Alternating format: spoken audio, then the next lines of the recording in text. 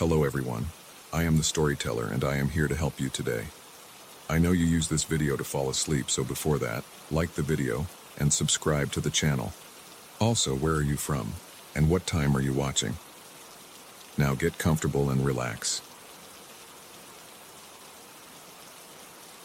Jenny's words cut through my sleep like a knife. Please don't touch me. Her voice was small, desperate. My eyes snapped open in the darkness of our bedroom. I lay still, listening to my wife's breathing next to me. She was still asleep, but her face was twisted in distress. The bedroom was quiet except for the soft whir of the ceiling fan. Then I noticed the blankets at the foot of our bed. They lifted slightly, like someone was gently pulling them up. But there was nothing there. My heart started pounding against my ribs. The movement wasn't from the fan. It was too deliberate, too focused in one spot. I watched as a depression formed in the mattress at the foot of the bed, like someone was sitting there. The weight made the whole bed shift slightly. "No, stay back," Jenny mumbled, turning her head on the pillow. Her eyes were still closed, but her fingers clutched at the sheets. I wanted to wake her, but my body wouldn't move. My throat felt tight, like I was being choked. The depression in the mattress deepened. Whatever was sitting there was getting heavier. A car drove past outside, its headlights sweeping across the room through the blinds. For just a second, I thought I saw a shadow where nothing should be, a darker patch of darkness at the foot of our bed. But when the light faded, there was nothing visible there, just the blankets, still pulled up in that unnatural way. My hands were shaking as I reached for the bedside lamp. I had to see what was happening. But before I could turn it on, Jenny's whole body went rigid beside me. "Get out," she said in her sleep. Her voice was different now, angry instead of afraid. "This isn't your place. You need to leave." The depression in the mattress vanished. The blankets settled back into place, but the temperature in the room dropped so fast I could see my breath clouding in front of my face. Jenny's eyes flew open and she sat up with a gasp. "What's wrong?" she asked, looking at my face. "You're white as a sheet." I told her what had happened, watching her expression change from confusion to fear as she remembered fragments of her dream. She said she'd been dreaming about her grandmother, not her real grandmother who died when Jenny was in college, but a twisted version that kept trying to climb into bed with us. We didn't sleep the rest of that night. We sat up with all the lights on, drinking coffee and trying to convince ourselves it had just been a dream affecting us both somehow. But we knew it wasn't true. Something had been in our room. The next few nights were quiet. Too quiet. Like something was holding its breath, waiting. Jenny started taking sleeping pills to avoid the dreams, but I could tell they weren't working completely. She would twitch and mutter in her sleep, her face drawn with tension. I installed a motion-activated camera at the foot of our bed. The first 2 nights, nothing showed up on the footage, but on the third night at exactly 3:47 a.m., the camera's infrared light turned on, detecting movement. The video showed the blankets moving on their own, rising and falling like someone was breathing under them. The temperature reading in the corner of the frame dropped from 72 degrees to 45 in less than a minute. I didn't show Jenny the footage. She was already having trouble sleeping and I didn't want to make it worse. Instead, I started researching. I read everything I could find about sleep paralysis, shared dreams, and supernatural encounters. Most of it was useless, just stories from people trying to explain away their fears. But one account caught my attention. A woman in Oregon described almost exactly what we were experiencing. She said it started after her mother died, and the presence would sit on her bed every night at the same time. It never hurt her, but it seemed to be waiting for something. She finally got rid of it by having her house blessed by a local priest. I'm not religious, but I was desperate enough to try anything. I called several churches in our area, finally finding an elderly priest who listened to my story without judgment. Father Martinez came to our house the next day. He walked through each room slowly, sprinkling holy water and reciting prayers in Latin.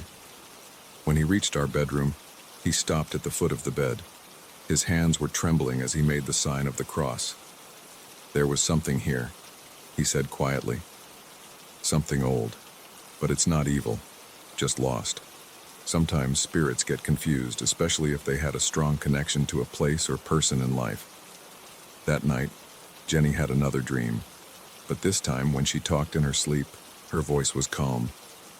"It's okay," she said. "I understand now. You can go home." The temperature dropped again, but not as severely as before. I felt a breeze pass through the room like someone walking quickly past me. Then Jenny sighed in her sleep and rolled over, peaceful for the first time in weeks. We never felt the presence again after that night. Jenny remembered more of her dream the next morning. She said her grandmother, her real grandmother this time, had come to explain. The spirit wasn't trying to harm us. It was another woman who had lived in our house decades ago. She had dementia near the end of her life and would often get confused, walking into the wrong bedroom thinking it was her own. Even after death, she kept coming back to what she thought was her room, not understanding why strangers were sleeping in her bed. Jenny's grandmother helped her remember who she was and guided her away. I still have the video footage from that last night. If you watch carefully, you can see two sets of footprints form briefly in the carpet before fading away. One shuffling and uncertain, the other steady and sure, leading the first toward the door. We kept the house, but we rearranged our bedroom. The bed is against a different wall now, and we painted the room a new color.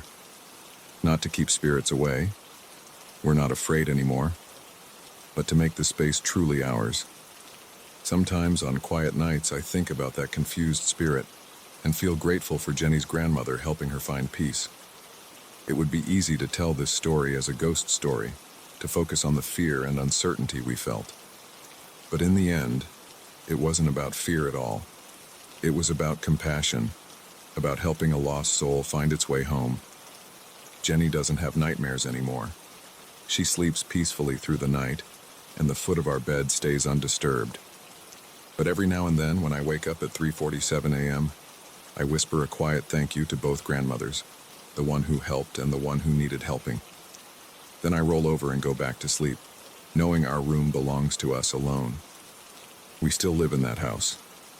The motion sensor camera is still running, but it hasn't picked up anything unusual in months. The temperature stays steady through the night. The only movements in our bedroom are the normal ones. Cats walking across the floor, shadows from passing cars, the gentle rise and fall of blankets as we breathe. Life has returned to normal, or as normal as it can be after an experience like that. We don't talk about it much anymore, but we haven't forgotten. How could we? Some experiences change you forever, even if the change is subtle. I still wake up sometimes in the middle of the night, my heart racing from half-remembered dreams. But now, instead of fear, I feel a strange sense of peace. The foot of our bed is just the foot of our bed. No depressions in the mattress, no mysterious movements in the blankets. Jenny says she sometimes dreams of her grandmother, but they're good dreams now. They sit together in a sunny kitchen drinking tea and talking about nothing in particular. When she wakes up, she smiles and squeezes my hand. We've learned to live with the memory of those strange nights. We've made peace with the idea that there are things in this world we can't fully understand, but we're not looking for answers anymore. Sometimes it's enough just to know that, even in the darkest moments, there's always a way back to the light. The motion sensor camera is still running, its red light blinking steadily in the corner of our room. Sometimes I think about taking it down, but I leave it up. Not because I think we'll need it again, but because it reminds me that even in our most rational moments, we should stay open to the inexplicable. Our bedroom is different now. We've made it our own space, filled with our own memories. The old spirit's confusion is gone, replaced by the comfortable familiarity of our life together. And if sometimes, late at night, I think I hear footsteps in the hallway or feel a slight chill in the air, I don't panic anymore. Instead, I listen to Jenny's steady breathing beside me, watch the moonlight make patterns on our walls, and remember that every story, even the strangest ones, eventually finds its end. Our ghost story ended not with terror or tragedy, but with understanding and peace. The digital clock still glows in the darkness, marking the hours as they pass. But 3:47 a.m. is just another time now, no more significant than any other. And that perhaps is the greatest piece of all, knowing that even the most haunting moments can fade into memory, leaving us changed but not broken. Life goes on in our house. We wake up each morning, make coffee, go to work, come home, and sleep in our bed without fear. The only presence in our room now is our own, and that's exactly how it should be. Sometimes late at night when I can't sleep, I think about writing down this story. But then I realize that some experiences don't need to be preserved in writing. They live on in the quiet moments, in the peaceful nights, in the understanding that sometimes the scariest things aren't scary at all. They're just lost, looking for their way home. And so our life continues, marked not by the strange events of those few weeks, but by the ordinary moments that make up our days. We've found our peace with what happened, and that peace is stronger than any fear we felt during those dark nights. The foot of our bed is just the foot of our bed now, and that's enough.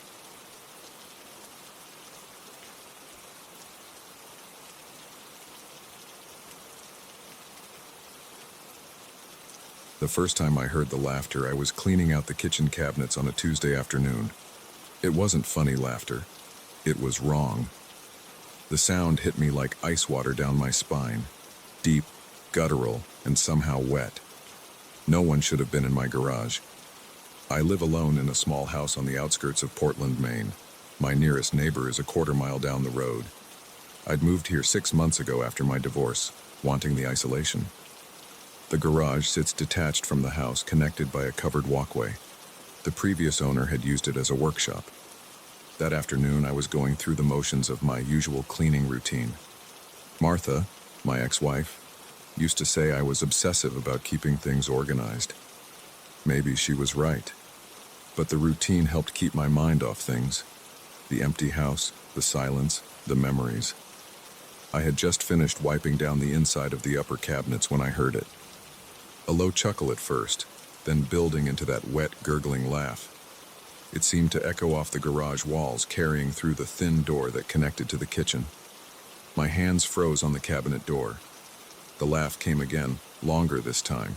It sounded like someone choking while trying to laugh, a horrible liquid sound that made my stomach turn. I grabbed the baseball bat I keep next to the refrigerator. The weight of it felt good in my hands as I moved toward the garage door. My heart pounded against my ribs. "Who's there?" I called out, trying to keep my voice steady. "I'm armed and I've called the police." I hadn't called anyone, but they didn't need to know that. The laughter stopped. I waited, counting my breaths. 1, 2, 3. Nothing but silence. My hand shook slightly as I reached for the doorknob. I turned it slowly, then yanked the door open, bat raised. The garage was empty. Sunlight filtered through the dusty windows, illuminating my workbench, tools hanging neatly on their hooks, boxes of holiday decorations stacked in the corner. Nothing was disturbed. No footprints in the dust on the concrete floor. No sign anyone had been there. I checked behind every box, under the workbench, in the small storage closet. Nothing. The side door was still locked from the inside, the windows sealed shut. "Must be hearing things," I muttered, lowering the bat. Working too hard. I went back inside, double-checking the locks, but I couldn't shake the sound from my mind, that horrible, wet laughter. The rest of the day passed normally. I finished cleaning the kitchen, made dinner, watched some TV. By bedtime, I had almost convinced myself I'd imagined the whole thing. Almost. I went through my nighttime routine mechanically. Brush teeth, wash face, take medications, check all the doors and windows, set the alarm. The same things I'd done every night since moving in. Sleep came eventually, but it didn't last. The sound jerked me awake at 2:07 a.m. The same laugh, but closer now, much closer. It was coming from the hallway right outside my bedroom door. My body went rigid under the covers. Sweat broke out across my forehead despite the cool air from the ceiling fan. The laugh came again, wet and gurgling, like someone drowning in their own amusement. I couldn't move, couldn't breathe. My eyes fixed on the thin strip of darkness visible under the door. A shadow passed through that strip of darkness. Something was out there. The floorboards creaked. Another laugh, right at my door now. The doorknob began to turn, slowly, so slowly. I lunged for the bedside lamp, fingers fumbling with the switch. Light flooded the room. The doorknob stopped moving. The laughter cut off abruptly. My heart hammered so hard I could feel it in my throat. I grabbed my phone with shaking hands, pulled up the flashlight app, and climbed out of bed. The baseball bat was downstairs in the kitchen. Stupid. I should have brought it up. I stood there for what felt like hours, staring at the door, phone gripped tight in my sweating palm. The silence stretched out, broken only by my ragged breathing. Finally, I gathered my courage and yanked the door open. The hallway was empty. The motion-activated nightlight cast a pale glow over the hardwood floor. Nothing moved in the shadows. I checked every room upstairs, then went down to the first floor. Everything was locked. The alarm system showed no signs of entry, but I knew what I'd heard. I spent the rest of the night in the living room with every light on, bat across my lap, jumping at every creak and groan of the old house settling. Morning came eventually. In the harsh light of day, I felt foolish. Stress and isolation playing tricks on my mind, that's all it was. I needed to get out more, maybe start dating again. I called in sick to work and spent the day installing more security cameras, adding motion sensors, replacing the old locks with heavy-duty deadbolts. The hardware store clerk gave me odd looks as he rang up my purchases, but I didn't care. That night, I double-checked every lock, tested every camera, and went to bed with the bat propped against my nightstand. I left the bedside lamp on. Sleep came in fits and starts. Every sound jolted me awake. The furnace kicking on, branches scratching against the windows, the ice maker dropping cubes. At 2:07 a.m., the laughter started again. This time it came from inside my closet. The sound was different now, still wet and gurgling, but with a new edge to it, almost hungry. I lay frozen in bed, staring at the closet door. It was closed, but I could see movement in the gap underneath, something shifting in the darkness beyond. The laughter grew louder, more insistent. The door began to vibrate slightly in its frame. I grabbed the bat and phone, backing toward my bedroom door. My hands shook so badly I nearly dropped both. The closet door started to open. I ran, down the hallway, taking the stairs 2 at a time, nearly falling in my panic. The laughter followed, echoing off the walls, seeming to come from everywhere at once. I made it to the kitchen, fumbling with my car keys. I had to get out, had to. The laughter stopped. In the sudden silence, I heard something wet hitting the floor behind me. Slow, heavy drops. Drip, drip, drip.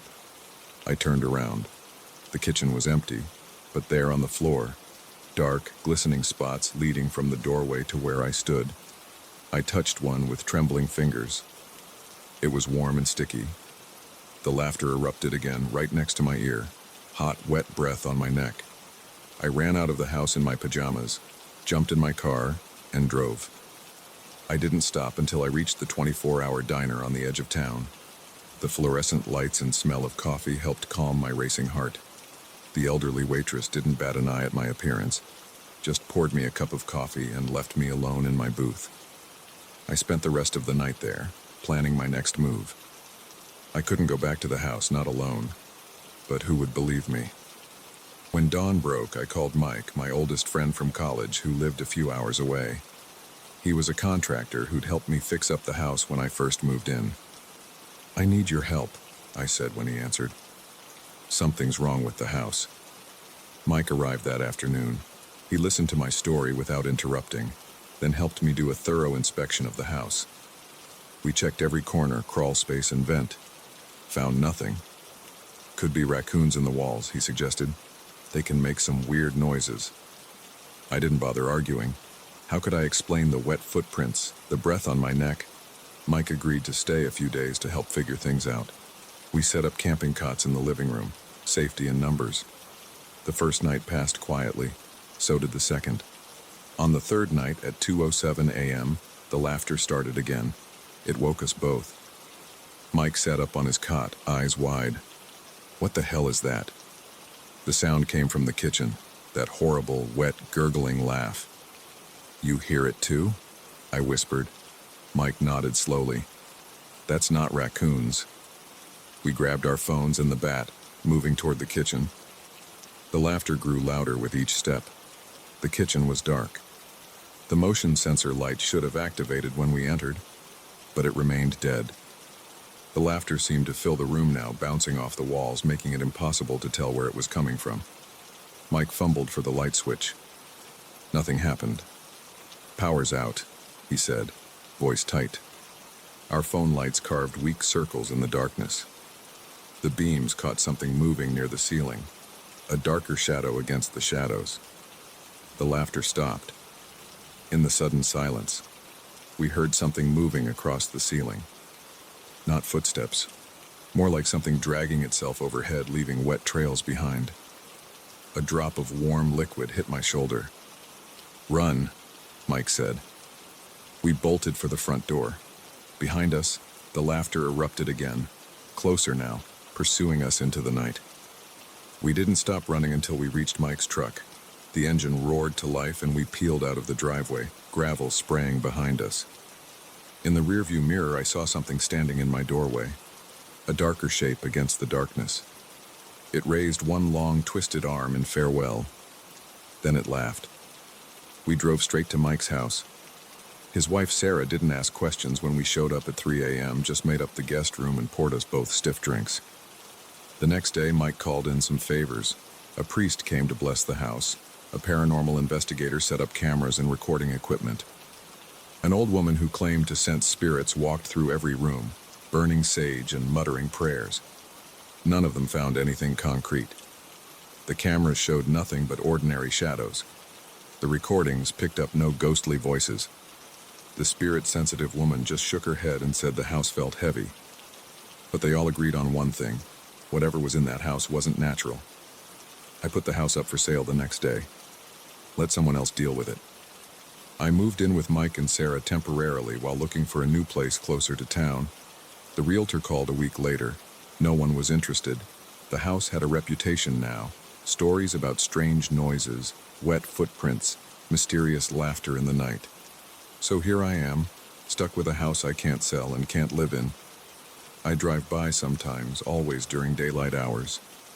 It looks perfectly normal from the outside, just another aging New England home needing some paint and minor repairs. But sometimes when I drive past at night, I see lights moving inside even though the power's been shut off. And once, just once, I heard that familiar wet laugh floating on the night air. I keep driving now. I don't slow down anymore to look. But sometimes, in my dreams, I'm back in that kitchen, watching dark drops fall from the ceiling, listening to that horrible laughter getting closer and closer. And sometimes, on very quiet nights, I wake at exactly 2:07 a.m., straining my ears, half expecting to hear that sound again. So far, it hasn't found me, but I keep the baseball bat next to my bed just in case, and I never ever laugh at night anymore.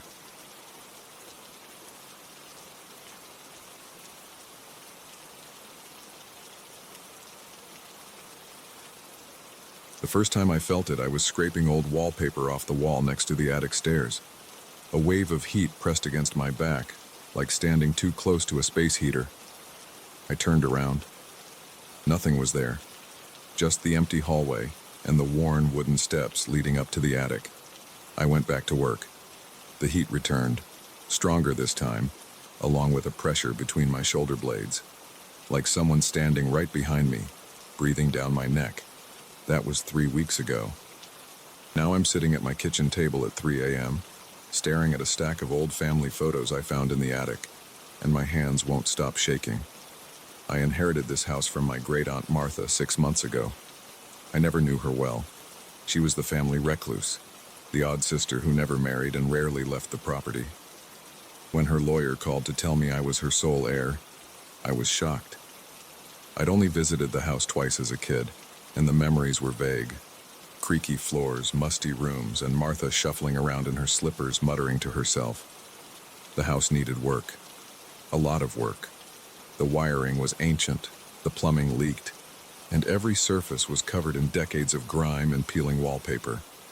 But property values in the area were rising, and I figured I could fix it up and sell it for a decent profit. I took a leave of absence from my IT job and moved in with just the essentials: my tools, a mattress, and my laptop.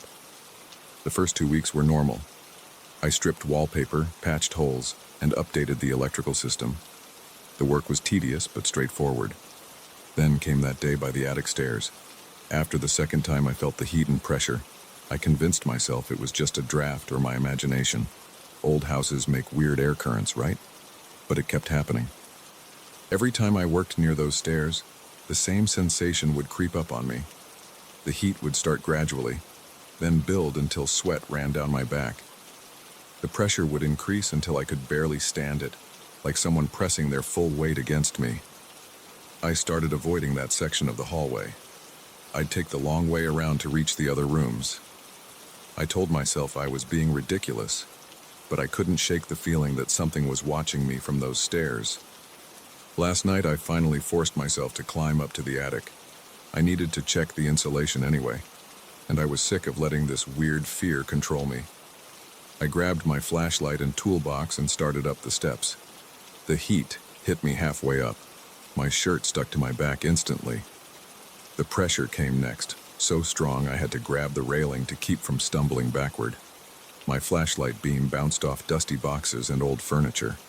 The air was thick with decades of accumulated dust. I pushed through the sensation and made it to the top. The attic was huge, running the full length of the house. Boxes and trunks were stacked everywhere, along with sheet-covered furniture and piles of yellowing newspapers. I spotted a box labeled photos and grabbed it, thinking maybe I'd find some old pictures of the house to guide my renovation. The box was full of albums and loose photographs spanning at least 50 years. I brought them downstairs to the kitchen where the light was better. Most were typical family photos, picnics, holidays, birthdays. But then I found one that made my blood run cold. It was a photo of the attic stairs, taken from the hallway below. The image was faded and slightly blurry, probably from the 1970s based on the wood paneling visible on the walls. But what caught my eye was the dark figure standing halfway up the steps. At first I thought it was just a shadow or a problem with the photo. But the more I looked, the more distinct it became. It was definitely human-shaped, but completely black, like a silhouette cut from dark paper. The figure appeared to be facing down toward the camera. My hands started shaking. I dug through the rest of the photos. There were more, many more. Different years, different times of day, different angles, but in every photo of those stairs, that dark figure was there. Always in the same spot, always facing down. I found a photo dated 1962 that showed a family gathering. The stairs were visible in the background, and there was the figure. 1975, Martha's birthday party. The figure stood on the stairs behind the celebrating group. 1989, a Christmas morning photo. The figure lurked in the shadows of the stairwell while children opened presents in the foreground. Some of the photos had notes on the back. Most were just dates and names, but one caught my eye. It was another shot of the stairs, this one from 1983. Martha's handwriting on the back read, "It never leaves that spot. I've learned to live with it."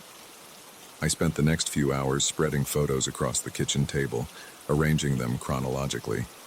The figure first appeared in photos from 1960, right after Martha moved into the house. It was in every single photo of the stairs taken after that date.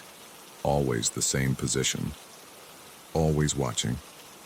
My rational mind tried to find explanations. A trick of light and shadow. A fault in the camera.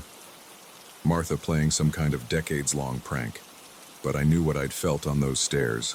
The heat, the pressure, the sensation of being watched. I pulled out my phone and opened my photo gallery. 2 weeks ago, I'd taken some before pictures to document the renovation. I scrolled to the ones I'd taken of the hallway and stairs. My hands were shaking so badly I almost dropped the phone. There it was, the same dark figure, in my photos, in my digital 21st century photos. The sound of creaking wood made me jump. It came from upstairs, from the direction of the attic stairs. I sat absolutely still, barely breathing. Another creak, like someone shifting their weight on old boards. The kitchen suddenly felt too exposed. I grabbed the photos and my phone and retreated to my bedroom, locking the door behind me. I pushed a chair under the handle for good measure. That was 4 hours ago. I haven't heard any more noises, but I can't sleep. I keep staring at the photos spread across my bed, trying to make sense of them, trying to understand what's been watching me from those stairs. The oldest photos show the house when it was first built in the 1920s. No figure on the stairs, nothing unusual at all. But something changed in 1960. What happened that year? What brought that thing here? I pull up my laptop and start searching through property records and old newspaper archives. In 1960, Martha bought the house from the original owners, the Henderson family. They'd lived here for 40 years without any reports of strange occurrences. So what changed when Martha moved in? I dig deeper into Martha's history. She was a nurse at the local hospital from 1955 to 1985. Never married, lived alone, kept to herself. Nothing unusual stands out until I find an article from 1960. It describes a fire at the hospital where Martha worked. 3 people died, including a patient named James Sullivan who was trapped in his room on the 3rd floor. My heart starts pounding as I read more. Sullivan had been a long-term patient, paralyzed from a car accident. He was under Martha's care. According to the article, she tried to reach him during the fire, but was pushed back by the heat and smoke. She watched from the stairs as his room burned. The stairs. She watched from the stairs. I think about the figure on my attic steps. The way it always faces down, watching. The heat I feel whenever I get close. The crushing pressure. Like someone desperately trying to move, to push through an invisible barrier. The sun is coming up now. In a few hours, I need to call a contractor about the electrical work in the upstairs hallway. Part of me wants to sell the house immediately, to run from whatever entity has attached itself to those stairs. But I keep thinking about Martha's note. I've learned to live with it. She stayed in this house for over 50 years, sharing it with whatever stands on those stairs. Did she feel guilty about not saving Sullivan? Did she understand that his presence wasn't meant to be threatening, but watching, waiting, remembering? I look at the most recent photo I took, the one on my phone. The figure is there, as clear as ever. But in the morning light, it doesn't seem as menacing. It looks patient, like it's been standing guard all these years, keeping vigil on those steps. I get up and walk to my bedroom door. I can hear the house settling, the normal creaks and groans of old wood. But now there's something else, a feeling I hadn't noticed before. Not fear, exactly. More like awareness, acknowledgement. I unlock the door and step into the hallway. The attic stairs are visible at the end of the corridor. I take a deep breath and walk toward them. The heat starts immediately, but I don't fight it this time. The pressure builds between my shoulder blades and I let it come. I stop at the bottom of the stairs and look up. I can't see anything unusual, but I know it's there. Watching. Waiting. Maybe that's all it's ever done. Good morning, I say quietly, feeling slightly ridiculous talking to an empty staircase. I'm going to be working on the wiring today. I hope that's okay. The pressure on my back eases slightly. The heat fades to a gentle warmth like sunlight through a window. I take that as a yes. I've been in this house for 6 months now. The renovation is almost complete, but I'm not sure I want to sell anymore. There's something about this place, about the presence that shares it with me. Martha understood that. Maybe that's why she left it to me. I head to the kitchen to make coffee, already planning my work for the day. The stairs creak behind me, but I don't turn around. Some things I'm learning are better left unobserved. Some presences are meant to be felt, not seen. The figure will be there when I pass the stairs again, standing its eternal watch. The heat will come, and the pressure, and I'll know I'm not alone in this house. It's not exactly comfort, but it's something close to it. A shared vigil. A quiet understanding. I pour my coffee and look out the kitchen window at the rising sun. In a few hours, the contractor will arrive, and I'll have to explain why we need to work around the attic stairs. Why that section of the hallway needs to stay exactly as it is. I'm not sure what I'll say. How do you explain sharing your house with a shadow? But that's a problem for later. For now, I sit with my coffee and listen to the old house wake up around me. Somewhere above, On the attic stairs, my unusual housemate keeps its watch. The morning light streams through the windows, and I feel the familiar warmth on my back, constant as a heartbeat, steady as time itself.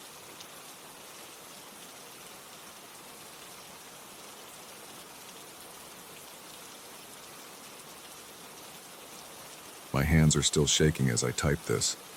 I need to get it down while it's fresh in my mind, while I can still remember every detail. It happened 3 hours ago on Route 23, that long stretch of road that cuts through Morrison County. I've driven it hundreds of times, but never like this. Never seen anything like this. I was heading home from a late shift at the factory.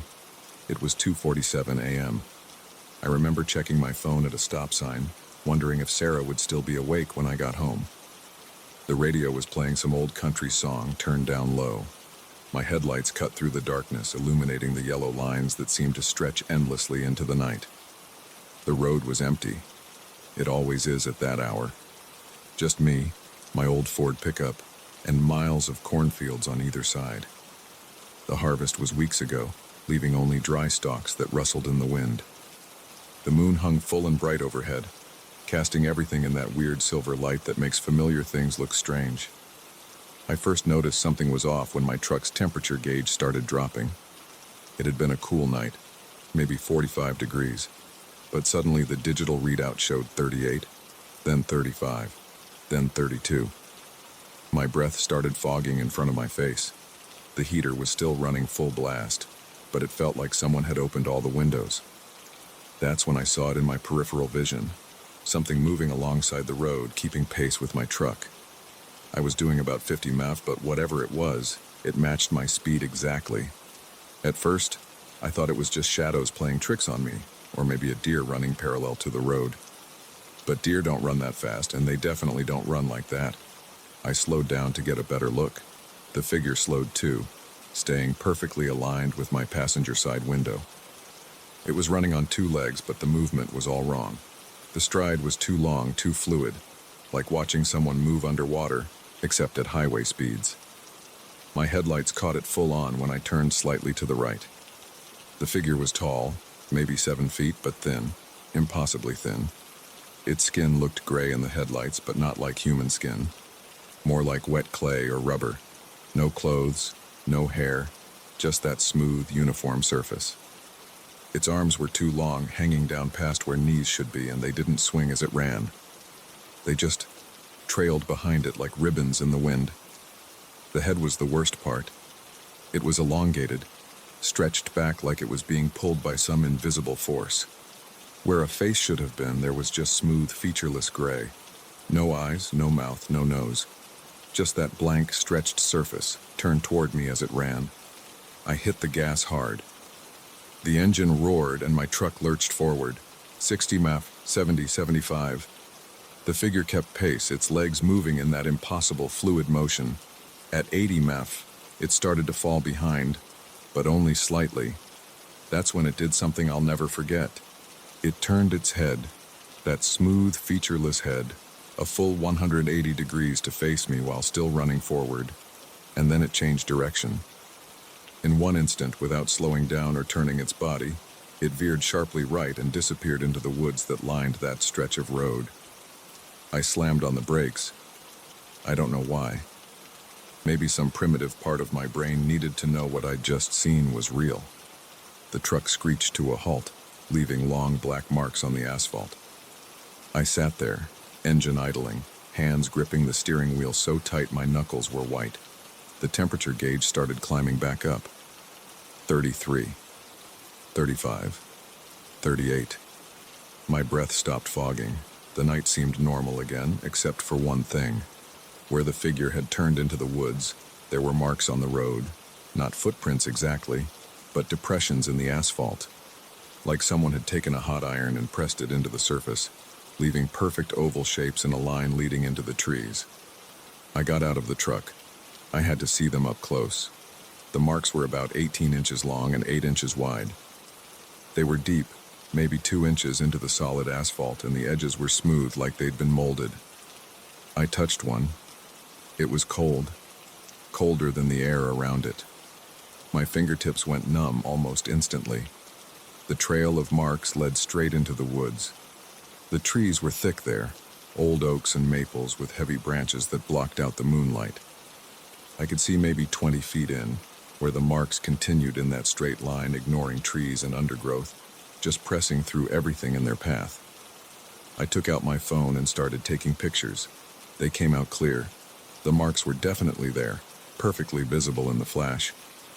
I took video too, walking along the line of impressions. That's when I heard it. A sound from deep in the woods, like someone dragging something heavy through fallen leaves. But fast. Too fast for anything natural. I ran back to my truck. My hands were shaking so bad I dropped my keys twice before getting them in the ignition. As I pulled away, I kept checking my mirrors, but the road behind me was empty. Just those marks in the asphalt getting smaller and smaller until they disappeared in the darkness. I drove straight to the police station in Morrison. Officer Jenkins was on duty. I've known him for years. Our kids go to the same school. I showed him the pictures and videos. He listened to my story without interrupting, then made some calls. By sunrise, there were state police and some other officials at the site. They took samples of the marks, measurements, photographs, asked me the same questions over and over. That was 6 hours ago. They're still out there from what I hear. Some kind of scientists showed up from the state university. They're analyzing the marks, running tests. Officer Jenkins called an hour ago to tell me they found something strange in the woods. A trail of those same marks running for miles, straight as an arrow, ignoring all obstacles. Trees, rocks, even a small stream. Nothing deflected the path. I'm sitting at my kitchen table now, trying to make sense of it all. Sarah's asleep upstairs. I told her I got held up at work. I haven't decided if I'm going to tell her what really happened. How do you tell someone you saw something that shouldn't exist? The local news is already picking up the story. They're calling it a mysterious vandalism case, or suggesting it might be some kind of elaborate prank. But I know what I saw. That figure running alongside my truck wasn't human. The way it moved, the impossible speed, that blank face. It was something else entirely. I've called in sick to work. I can't face that drive home again, not yet. Not while I keep seeing that smooth gray head turning to face me in my mind. Not while I remember the way it just changed direction, defying physics and everything I thought I knew about how things move in this world. The police want me to come in later today to make a formal statement. They're bringing in some experts from out of state, they say. People who deal with unusual phenomena. I don't know what to tell them. How do you describe something that shouldn't be possible? I keep checking my phone, looking at the pictures and videos I took. They're still there, still clear as day. The marks in the asphalt, the straight line disappearing into the woods. Proof that it wasn't just my imagination, that something really did run alongside my truck last night at impossible speeds. But there's something else bothering me, something I noticed when I was reviewing the videos earlier. In one of them, when I was filming the marks leading into the woods, there's a frame, just one frame, where something moves in the background. It's blurry and dark, but I can make out that same elongated head, turned at an impossible angle, facing directly at the camera from between two trees. I've tried to convince myself it's just a shadow or a trick of the light. But I know what I saw, and I know it saw me too. Whatever that thing was, it was aware. It knew I was watching it. And for some reason, it wanted me to see it turn into those woods. The temperature in my kitchen just dropped 10 degrees. The coffee in my mug is starting to frost over. Outside, through my window, I can see the wind has picked up, making the trees sway. But the leaves are moving in the wrong direction, like they're being pulled towards something. I'm going to stop writing now.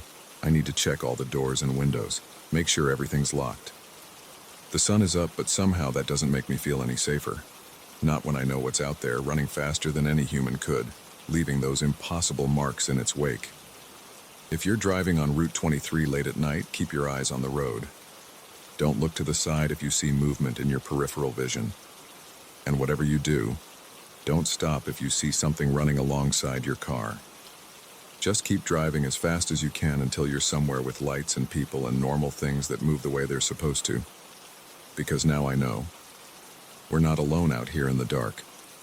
There are things that share our world, things that can run alongside our cars on empty rural roads, things that leave marks in solid asphalt like it's soft clay, things that watch us with faces that aren't faces, moving in ways that shouldn't be possible. I don't know what it was that I saw on Route 23. I don't know if I'll ever know. But I do know one thing. I'm never driving that road at night again. Some questions are better left unanswered. Some mysteries should stay mysteries. The temperature's dropping again. I need to go check the locks one more time. And maybe, just maybe, I'll catch a glimpse of something tall and gray moving through my backyard, its head turned at an impossible angle, watching me with a face that isn't a face. But this time I won't stop to take pictures. This time I'll do what I should have done on that dark road. Keep moving, keep going, and try to forget what I saw. Because some things in this world aren't meant to be seen, aren't meant to be understood. Some things should stay in the shadows, running alongside empty roads in the dead of night, leaving their impossible marks in their wake.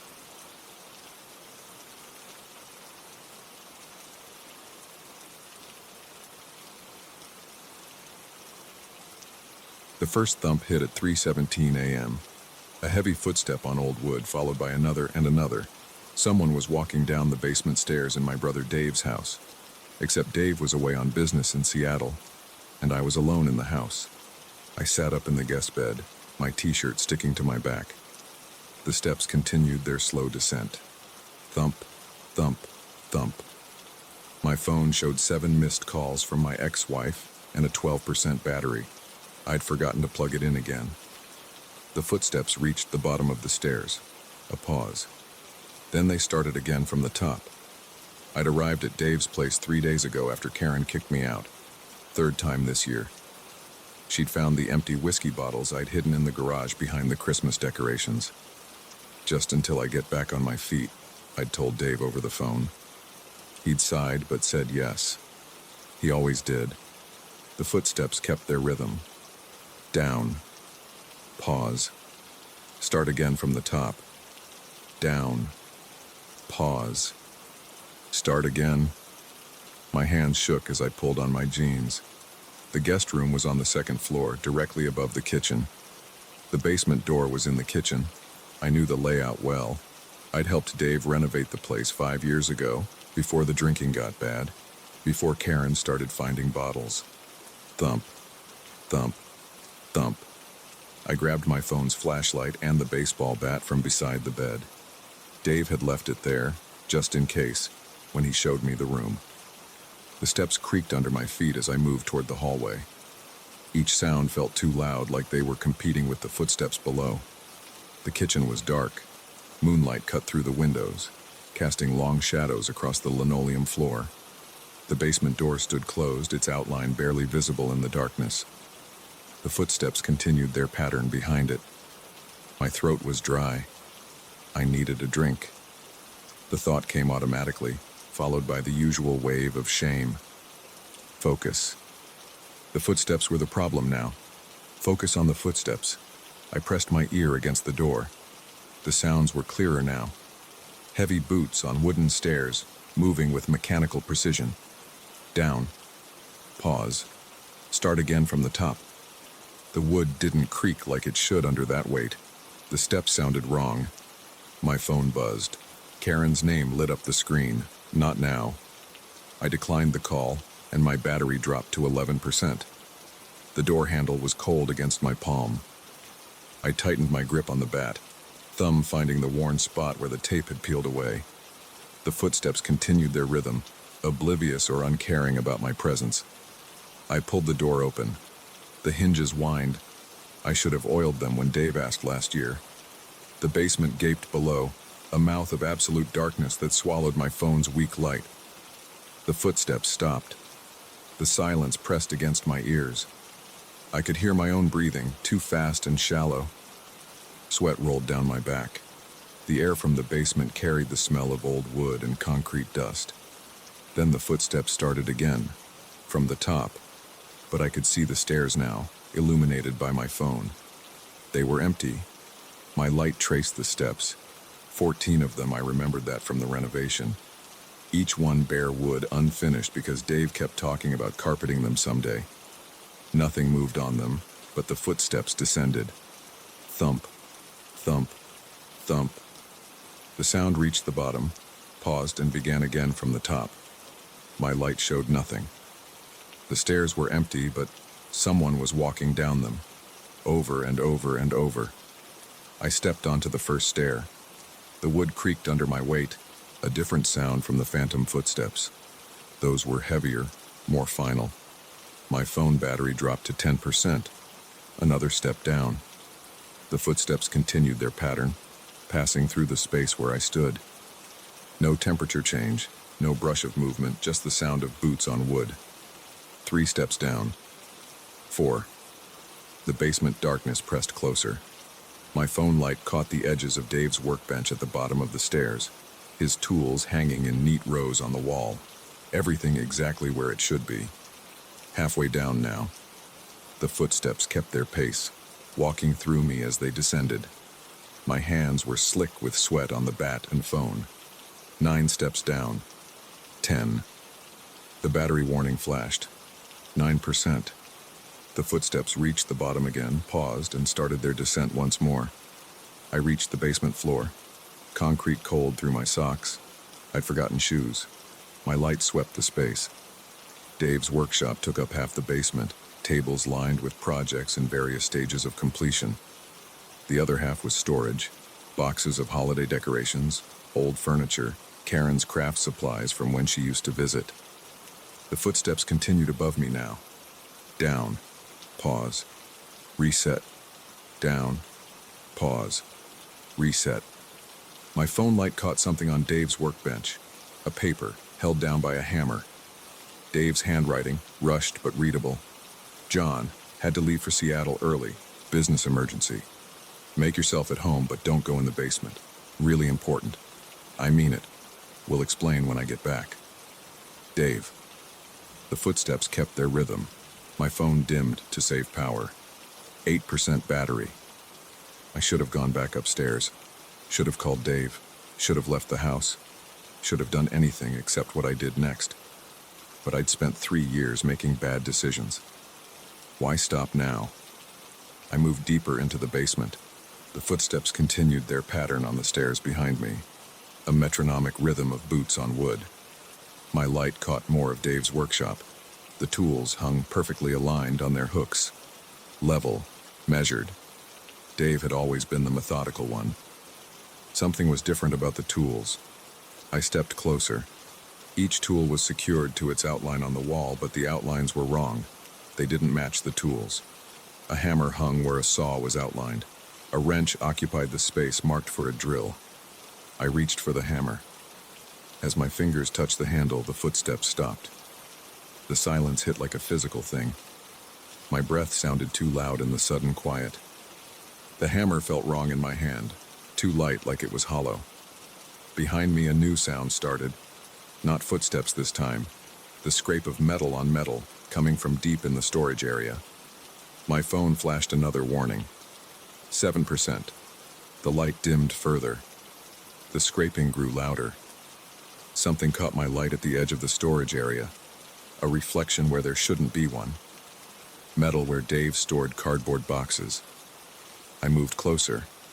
The boxes were wrong. They looked like cardboard from a distance, but up close I could see the truth. Metal painted to look like cardboard. Perfect replicas of moving boxes, holiday decoration containers, and storage bins. The scraping sound came from behind them, regular, rhythmic, like the footsteps had been. My phone light showed gaps between the metal boxes, spaces just wide enough to see through. 6% battery. I leaned forward, pressing my eye to one of the gaps. My light revealed more metal beyond, walls of it spanning the space where the storage room should be. The scraping grew louder.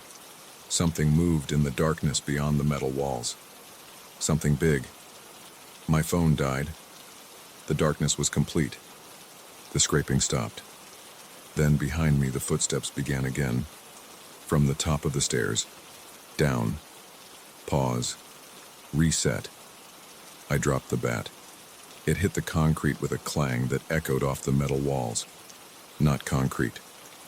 More metal, painted to look like concrete. The storage boxes scraped against each other as something pushed them aside. Heavy steps approached, not from the stairs this time, but from the darkness beyond the false storage area. I ran. My feet found the stairs in the darkness, muscle memory from helping install them. The phantom footsteps continued their pattern, passing through me as I climbed. My shoulder hit the wall, real wood this time. I could feel the difference. 13 steps up, 14. I slammed the basement door behind me and turned the lock. For a moment, nothing but my own gasping breath and the pounding of my heart.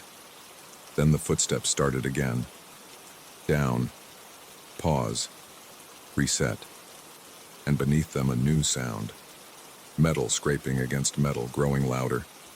I didn't pack. Didn't change. Didn't even put on shoes. I grabbed my keys and ran. The sun was rising when I pulled into the gas station 50 miles away. My hands shook as I plugged in my phone and dialed Dave's number. He answered on the first ring. "John, are you okay?" "Dave," I said, "what the hell is in your basement?" A long pause. The footsteps echoed in my memory. Down, pause, reset. "I can't tell you," he said finally. "But you need to tell me exactly what you saw, and you need to tell me if it saw you." Behind his voice I heard something, a familiar sound, muffled by distance and phone static. Footsteps. Walking downstairs. I hung up and started driving again. I haven't stopped since. The bottles stay in the trunk now, untouched. I need to stay sharp, stay focused. Because sometimes, when I let my guard down, I hear them. Footsteps. Walking downstairs. Over and over and over, and underneath them, growing louder, the sound of metal scraping against metal. Karen keeps calling. Dave too. But I can't answer. Can't risk stopping. Can't risk sleeping too long in one place. Because the sound follows me now. Down, pause, reset. Always the same pattern, always getting closer. My car's been running fine, handling the endless driving well. Though lately the engine's been making an odd sound, not the usual mechanical noises. It sounds like footsteps, walking downstairs.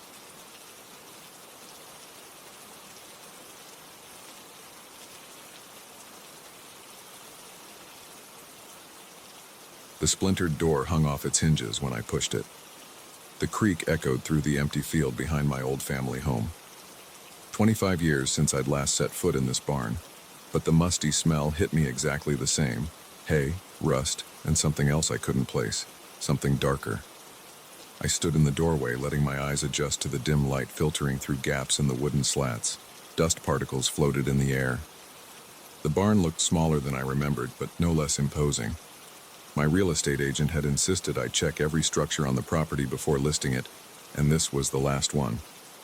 Just a quick walkthrough, I told myself. Then I could get back to Chicago and forget about this place again. The floorboards groaned under my feet as I stepped inside. Broken farm equipment lay scattered around. An old tractor with missing wheels, rusted tools I couldn't name, empty feed bags rotting in corners. Standard abandoned barn stuff.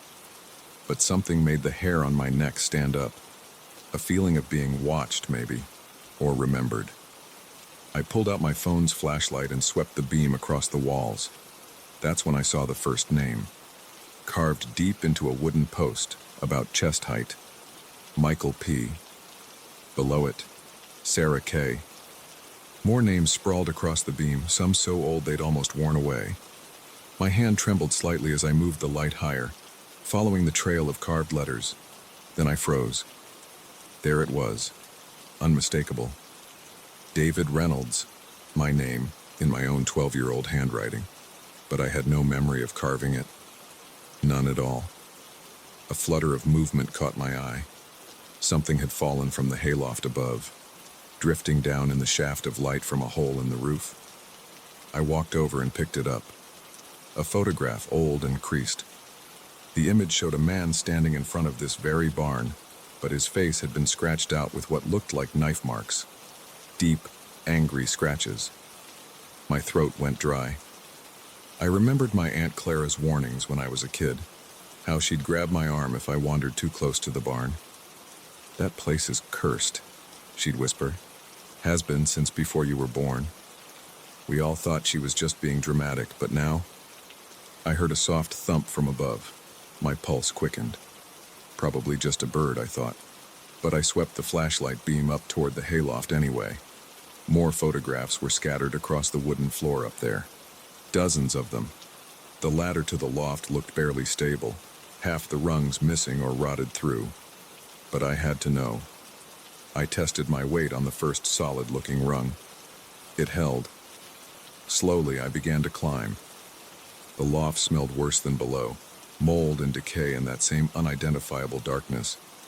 My flashlight revealed more names carved everywhere, covering every surface. And photographs. So many photographs, spread out like some twisted art installation. All of different people, all with their faces violently scratched out. I picked up another photo. This one was newer than the first, maybe from the 80s based on the clothes. A family posing by a car, their faces obliterated. Another showed what looked like a high school graduation. Another a wedding, all defaced the same way. My foot hit something solid, a metal box, old but not rusted, padlocked shut. I grabbed it and nearly dropped it when I heard another sound from below, like footsteps but dragging. Scraping. I swung the flashlight toward the ladder. Nothing there. But the sound came again, closer. My heart hammered against my ribs. The temperature seemed to drop 10 degrees in an instant. I shoved the box under my arm and scrambled down the ladder, not caring about the creaking wood. My foot went through one rotten rung, but I yanked it free and kept going. The dragging sound followed, but I refused to look back. I burst out of the barn into the late afternoon sun, gasping. The door slammed behind me with a bang that echoed across the empty fields. I stood there for several minutes just breathing, the metal box heavy under my arm. Back in my rental car, I examined the box more closely. The padlock was old but good quality. I'd need tools to open it. I glanced at the barn in my rearview mirror as I drove away. Just weathered wood and broken windows. But something shifted in one of those windows. A shadow, moving when it shouldn't have. I called my Aunt Clara that night from my hotel room. She answered on the first ring like she'd been waiting. "You went in the barn," she said. Not a question. "How did you—" "I told you to sell that place without looking back. Some things need to stay buried, David.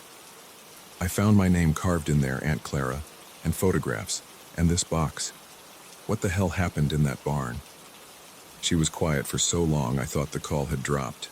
Then, "It started before you were born. People would go missing, not from our town, but travelers, drifters. No bodies ever found, but sometimes their cars would turn up on the old road behind the farm." My mouth went dry. "What are you saying?" "Your grandfather, he wasn't well, David. After the war, something in him broke. He'd have these episodes where he wouldn't remember things. Days would just disappear. Your grandmother tried to protect him, protect all of us. She locked up the barn, but he always found a way back in." I thought of all those scratched out faces. My hands started shaking. "The police never proved anything," Clara continued. "But people knew. They stopped coming around. Your father moved us all away when you were 13, told everyone it was for work. But really, the box," I said. "Did you know about a metal box?" Another long silence. "Don't open it, David, please. Some doors shouldn't be opened." I hung up and stared at the box sitting on the hotel desk. The padlock gleamed in the lamplight. I could drive back to Chicago tomorrow, throw the box in Lake Michigan, pretend I never found it. List the property as is and let some developer tear it all down. But I knew I wouldn't. I needed to know. Maybe not tonight, but soon. That was 3 days ago. I'm still in the hotel, staring at the box. I bought bolt cutters this morning. They're sitting next to it, waiting. Every time I reach for them, I hear my aunt's voice. Some doors shouldn't be opened. But I keep thinking about my name carved in that beam. When did I write it? Why don't I remember? What else don't I remember? The padlock feels cold under my fingers, like it's been storing up decades of secrets, waiting for someone to finally set them free. Maybe that someone is me. Maybe it has to be me. I pick up the bolt cutters. Their weight is reassuring, solid, real. Whatever's in this box, I tell myself, it's just paper. Just old photographs or letters or documents.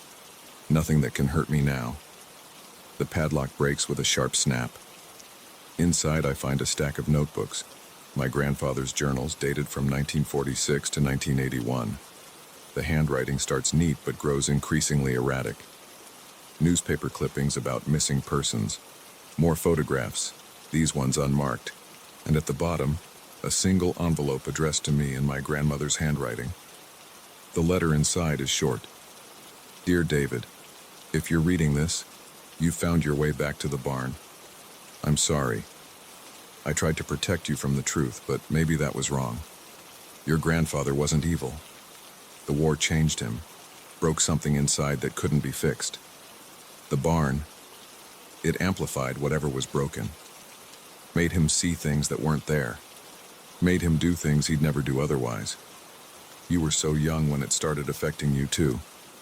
The nightmares, the sleepwalking, finding you in the barn, carving names you couldn't remember carving. That's when your father and I knew we had to get you away. The barn feeds on darkness, David.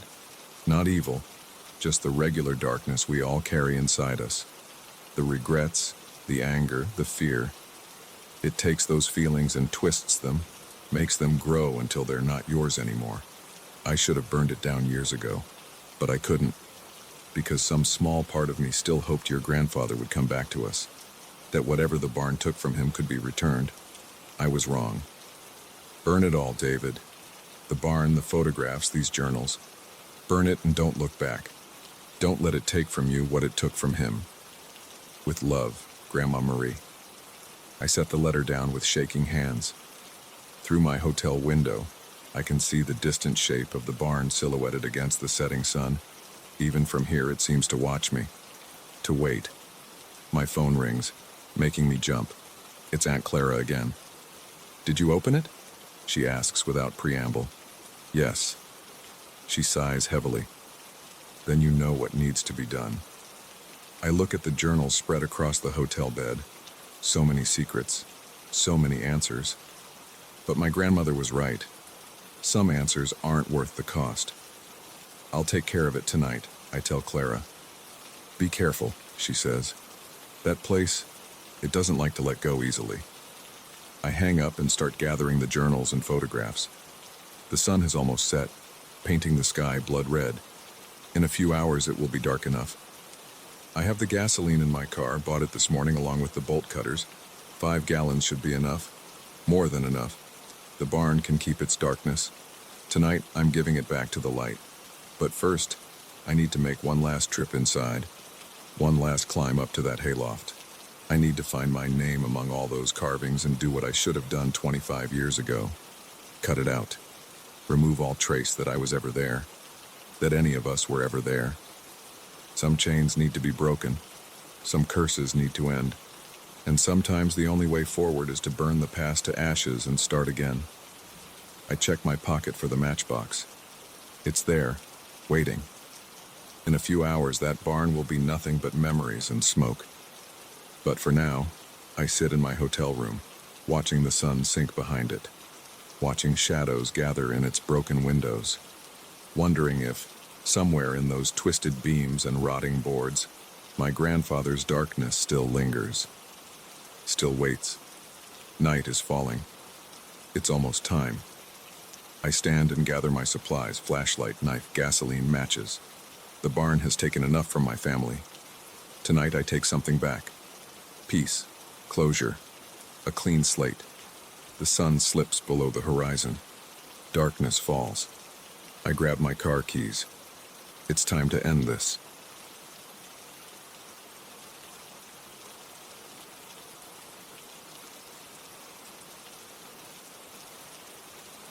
3 people died in this apartment in 1954. I know this now. I wish I didn't. I found the listing online, a steal for a 1-bedroom in downtown Boston.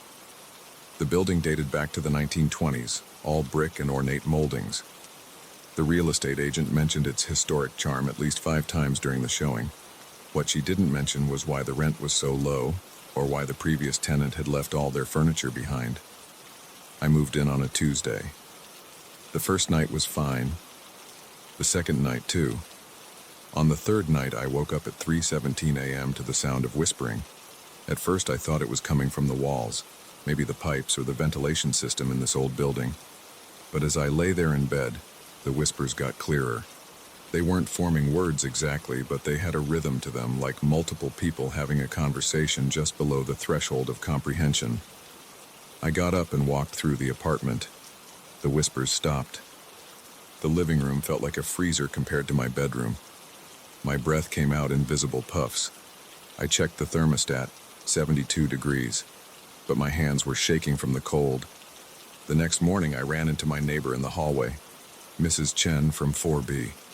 She was taking out her trash, moving slowly with her cane. "How are you liking the apartment?" she asked. "It's good, though the heating seems a bit uneven." She gave me a long look. "How long have you been here?" 3 days. She nodded slowly. "That's about right. They usually don't make it past a week." "What do you mean?" "The cold spots, the whispers.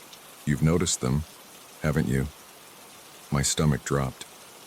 "How did you—" "I've lived here 30 years, seen a lot of people come and go from that unit.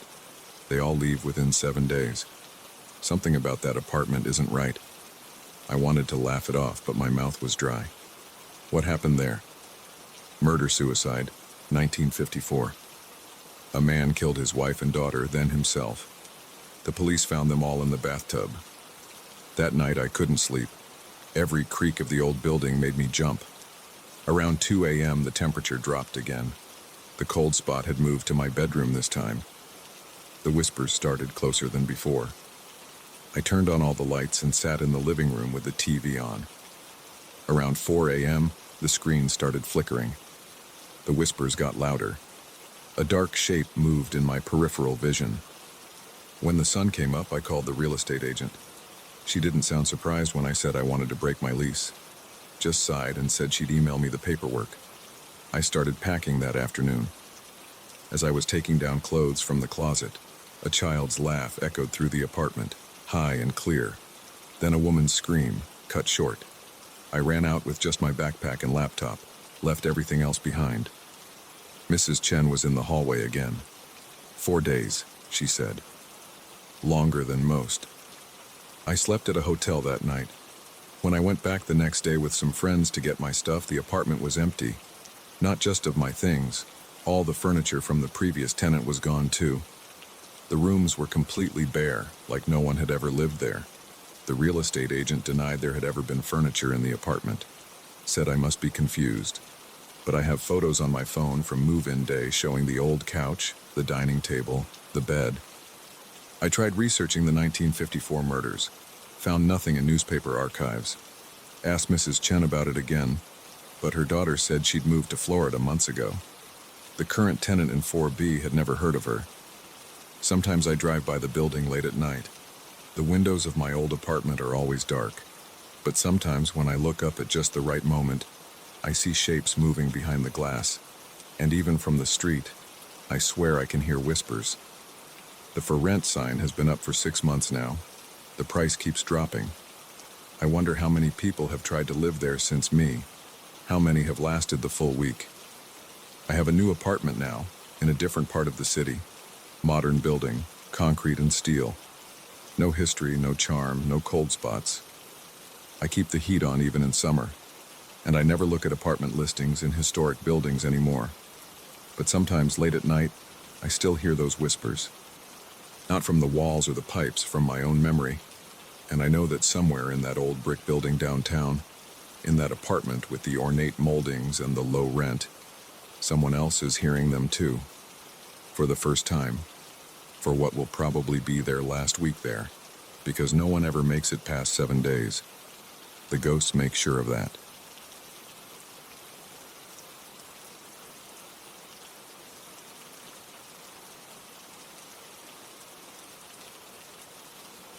The first scream came at 11:42 p.m. I checked my watch because I wanted to note exactly when everything went wrong. I was stacking boxes of auto parts in aisle E47 of the Morgan & Sons warehouse when I heard it. A muffled cry that sounded like someone had their mouth covered. I froze with a timing belt box in my hands. The fluorescent lights buzzed overhead, casting harsh shadows between the tall metal shelves that stretched up toward the ceiling. On the night shift, I was used to being alone with just the hum of the ventilation system and the beeping of the occasional forklift backing up.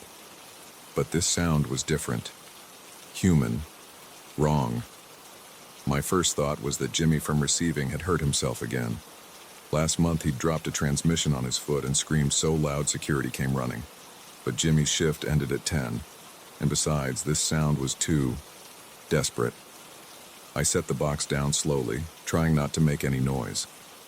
The concrete floor felt hard through my steel-toed boots as I stood completely still, listening.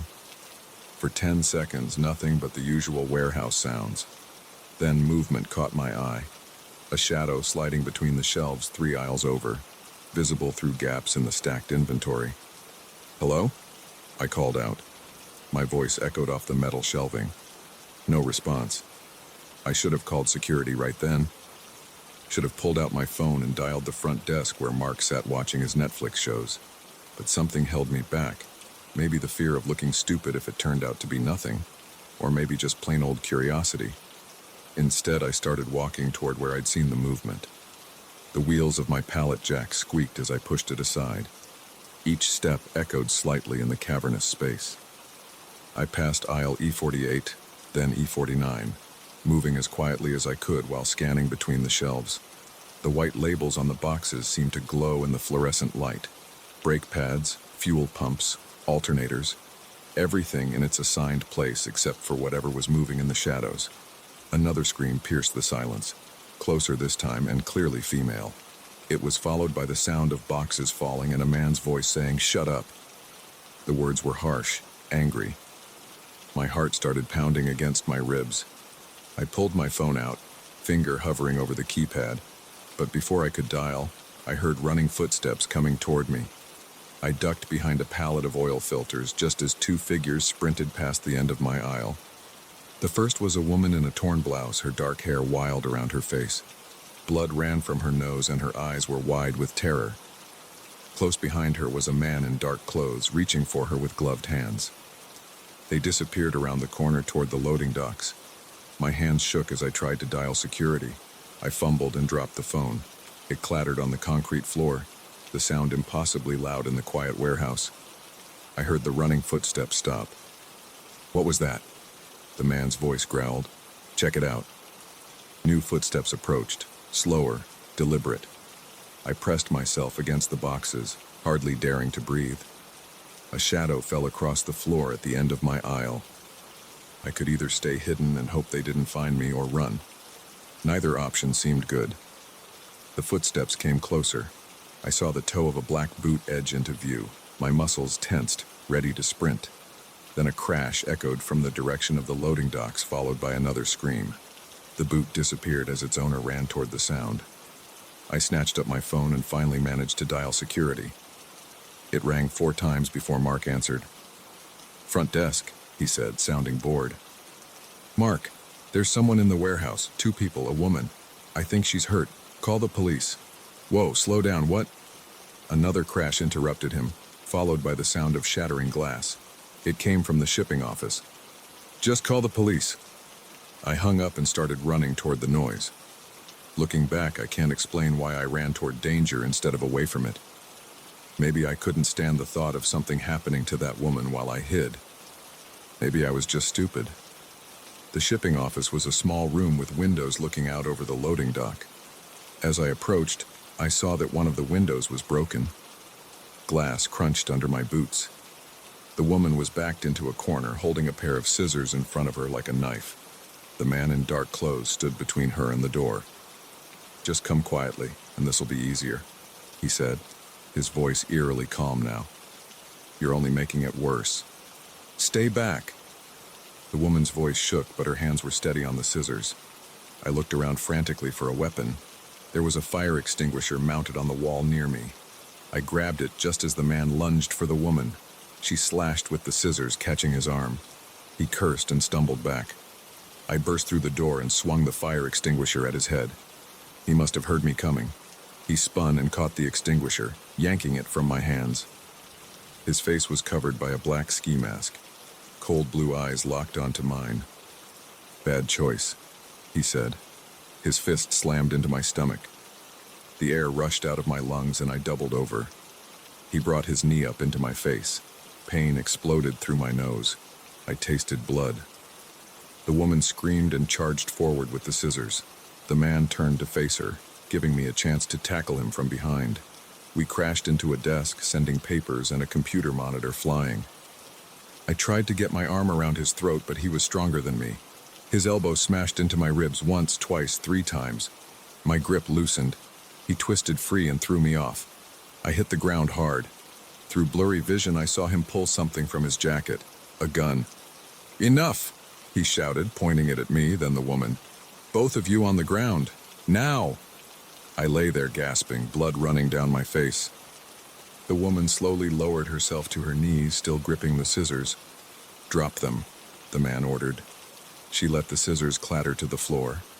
Tears ran down her cheeks, but her eyes burned with hatred. "You should have just given me what I wanted," the man said. "Now." Red and blue lights suddenly strobed through the broken window. A police siren wailed in the parking lot. "Freeze! Police!" A voice boomed over a loudspeaker. The man's head snapped toward the window. In that moment of distraction, the woman dove for the scissors. He turned back and fired. The gun was deafening in the small office, but she'd already rolled behind a filing cabinet. The bullet punched through metal. I launched myself at his legs. We went down together, wrestling for the gun. His mask was askew, revealing part of a pale, stubbled jaw. He slammed the butt of the gun into my temple. Stars burst across my vision. Then the woman was there, driving the scissors into his shoulder. He screamed and the gun went off again, the bullet hitting the ceiling. I managed to knock the weapon from his hand. It skittered across the floor. The man threw me off and stumbled to his feet. Blood spread across his jacket from the scissors still embedded in his shoulder. He yanked them out with a grunt of pain and ran for the loading dock. "Stop! Police!" Officers were streaming in through the rear entrance, guns drawn. The man vaulted over a stack of pallets and disappeared into the maze of shelves. Gunshots echoed through the warehouse. I lay on the office floor, everything spinning around me. The woman knelt beside me. "Are you okay?" Her hands fluttered over my injuries. "I think so," I managed. "You?" She nodded, then burst into tears. I sat up slowly and put an arm around her shoulders as police officers rushed past us in pursuit of the man. They caught him trying to climb the security fence behind the building. Later, I learned the full story. The woman, Sarah Chen, was an accountant who had discovered evidence of money laundering at her firm. The man was hired muscle scent to silence her. She'd fled when he tried to grab her outside her home, eventually taking refuge in what she thought was an empty warehouse. I spent the night in the hospital getting stitches and x-rays. Broken nose, 2 cracked ribs, mild concussion. Could have been worse. Sarah visited me the next day with coffee and donuts. She had a black eye and her arm was in a sling, but she was alive. "Thank you," she said, "for helping a complete stranger." I shrugged, then winced at the pain in my ribs. Couldn't just hide while something bad happened. She squeezed my hand. Most people would have. Maybe she was right. But sitting there in that hospital room, battered but alive, I knew I'd do it again. Not because I'm brave or heroic. I'm not. I was terrified the whole time. But sometimes you have to act despite the fear. Sometimes hiding isn't an option. I still work the night shift at the warehouse. The shipping office window is fixed and the bloodstains are cleaned up. Everything looks normal. But sometimes when I'm alone among the towering shelves, I remember the sound of those screams, the flash of scissors, the weight of the fire extinguisher in my hands. I remember the choice I made. The official incident report lists it as an attempted kidnapping interrupted by warehouse employee Michael Torres. Just another crime statistic. But I know the truth of what happened that night, how close it came to ending differently, how thin the line is between life and death, between acting and hiding. Sarah and I still meet for coffee sometimes. We don't talk much about that night. We don't need to. We both carry the memories, the scars, the knowledge of what humans are capable of, both the evil and the good. And late at night when I hear unexpected sounds in the warehouse, I don't hesitate anymore. I call security immediately, but I keep the fire extinguisher close just in case.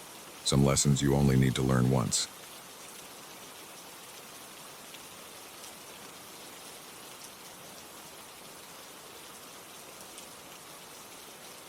Something was moving outside my window at 3:47 a.m. I know the exact time because I checked my phone when the noise woke me up. It wasn't like any animal sound I'd heard before, not a deer, not a raccoon, not even a bear. The noise came again, a wet, clicking sound followed by something heavy dragging across the ground. I sat up in bed, my heart already beating faster. The rental cabin creaked around me. I'd picked this place specifically because it was isolated, 2 miles down a dirt road from the nearest neighbor, surrounded by dense forest on all sides. Perfect for a weekend of writing and clearing my head after the divorce. Now that isolation felt like a mistake. The sound came closer to my window. Click, click, drag. Click, click, drag. My mouth went dry. I could hear breathing now. Deep, raspy breaths that seemed to rattle in a chest much larger than any local wildlife should have. I reached for the flashlight on the nightstand, knocking over an empty water glass in the process. The glass hit the wooden floor with a loud thunk. The breathing and clicking outside stopped immediately. "Shit," I whispered. The silence stretched out, heavy and expectant. My own breathing sounded too loud in my ears. After 30 seconds of complete quiet, I heard it moving again, but now it was heading around to the front of the cabin.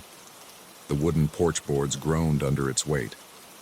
Based on the sound, whatever was out there had to be at least as heavy as a full-grown man. I stood up slowly, trying to avoid making the floorboards creak. The flashlight felt slick in my sweaty palm. I was wearing just boxers and a t-shirt, and the cool air raised goosebumps on my legs. My phone showed no signal. Of course not. That's why I'd chosen this place. The thing outside moved across the porch with slow, deliberate steps. Each footfall made the old boards groan. It stopped in front of the cabin's front door. I heard that wet clicking sound again, closer now, followed by what sounded like claws scraping against wood. I had two choices. I could stay in the bedroom and hope it went away, or I could try to get a look at whatever was out there. The rational part of my brain said to stay put. But there was another part. The part that made me stop to look at car accidents. The part that made me read about true crime before bed. That needed to know. I crept to my bedroom door and eased it open, wincing at the slight squeak of the hinges. The cabin's main room was dark except for a slice of moonlight coming through the front windows. The scratching at the door had stopped. My bare feet made no sound on the floor as I moved forward. I could see the door now, a solid piece of oak with a small window at head height. The moonlight was bright enough that I should be able to see anything large moving out there. I was 10 feet from the door when a shadow passed across the window. My heart slammed against my ribs. The shadow had been too tall, too wrong in its proportions to be human. I raised the flashlight but kept it off, not sure if I really wanted to illuminate whatever was on the other side of that door. The door handle rattled, not like something was trying to turn it, more like something was testing it, exploring what it was. The rattling stopped and I heard that clicking sound right on the other side of the door, followed by what could have been sniffing. My curiosity finally overcame my fear. I thumbed the flashlight switch and aimed it at the window. Two eyes reflected the beam back at me, but they were all wrong. They were huge, the size of softballs, and they glowed a pale green like a cat's eyes in headlights. But these weren't cat's eyes. They were set too wide apart, and they were looking down at me from at least 7 feet off the ground. I stumbled backward, the flashlight beam jerking away from the window. When I got it aimed back, the eyes were gone, but now I could hear movement on the porch. Lots of movement, like something big was pacing back and forth. The clicking sound came again, but this time I could see what was making it. A long, pale appendage, something between an arm and a tentacle, snaked into view through the window. It was a sickly white color and jointed in all the wrong places. The clicking came from what looked like hard ridges or plates running along its length. The appendage probed at the window frame, testing it. My back hit the kitchen counter. I fumbled behind me without taking my eyes off the window, and my hand closed around a knife handle in the dish drain. It wasn't much, but it was better than nothing. The appendage withdrew from the window. For a moment, everything was quiet. Then the whole door shuddered in its frame as something slammed against it from outside.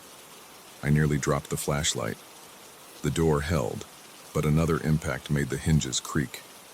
Whatever was out there was trying to get in, and based on the force of those hits, the door wouldn't hold for long. I ran back to the bedroom, my feet slapping against the floor.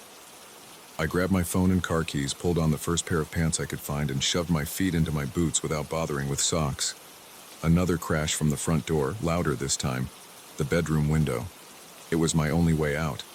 I could hear the front door splintering as I wrestled with the window's old paint-stuck frame. It finally came loose with a screech of wood on wood. The cool night air hit my face as I stuck my head out and looked down. The bedroom window was about 6 feet off the ground, a hard landing but survivable. Behind me, I heard the front door finally give way with a crack of breaking wood. I didn't hesitate. I dove through the window head first, tucking my shoulder like I remembered from high school sports. I hit the ground and rolled, the impact knocking the wind out of me. The flashlight went flying into the darkness. As I struggled to my feet, gasping for air, I heard something large moving through the cabin. The sound of furniture being knocked over, of claws or talons scraping across wood. It knew I'd been there moments ago. I ran. The rental car was parked 30 yards away, just visible in the moonlight. Behind me, I heard the creature moving fast through the cabin. The window frame splintered as something much too big shoved its way through it. I fumbled with the key fob, pressing the unlock button repeatedly. The car's lights flashed and I heard the locks click.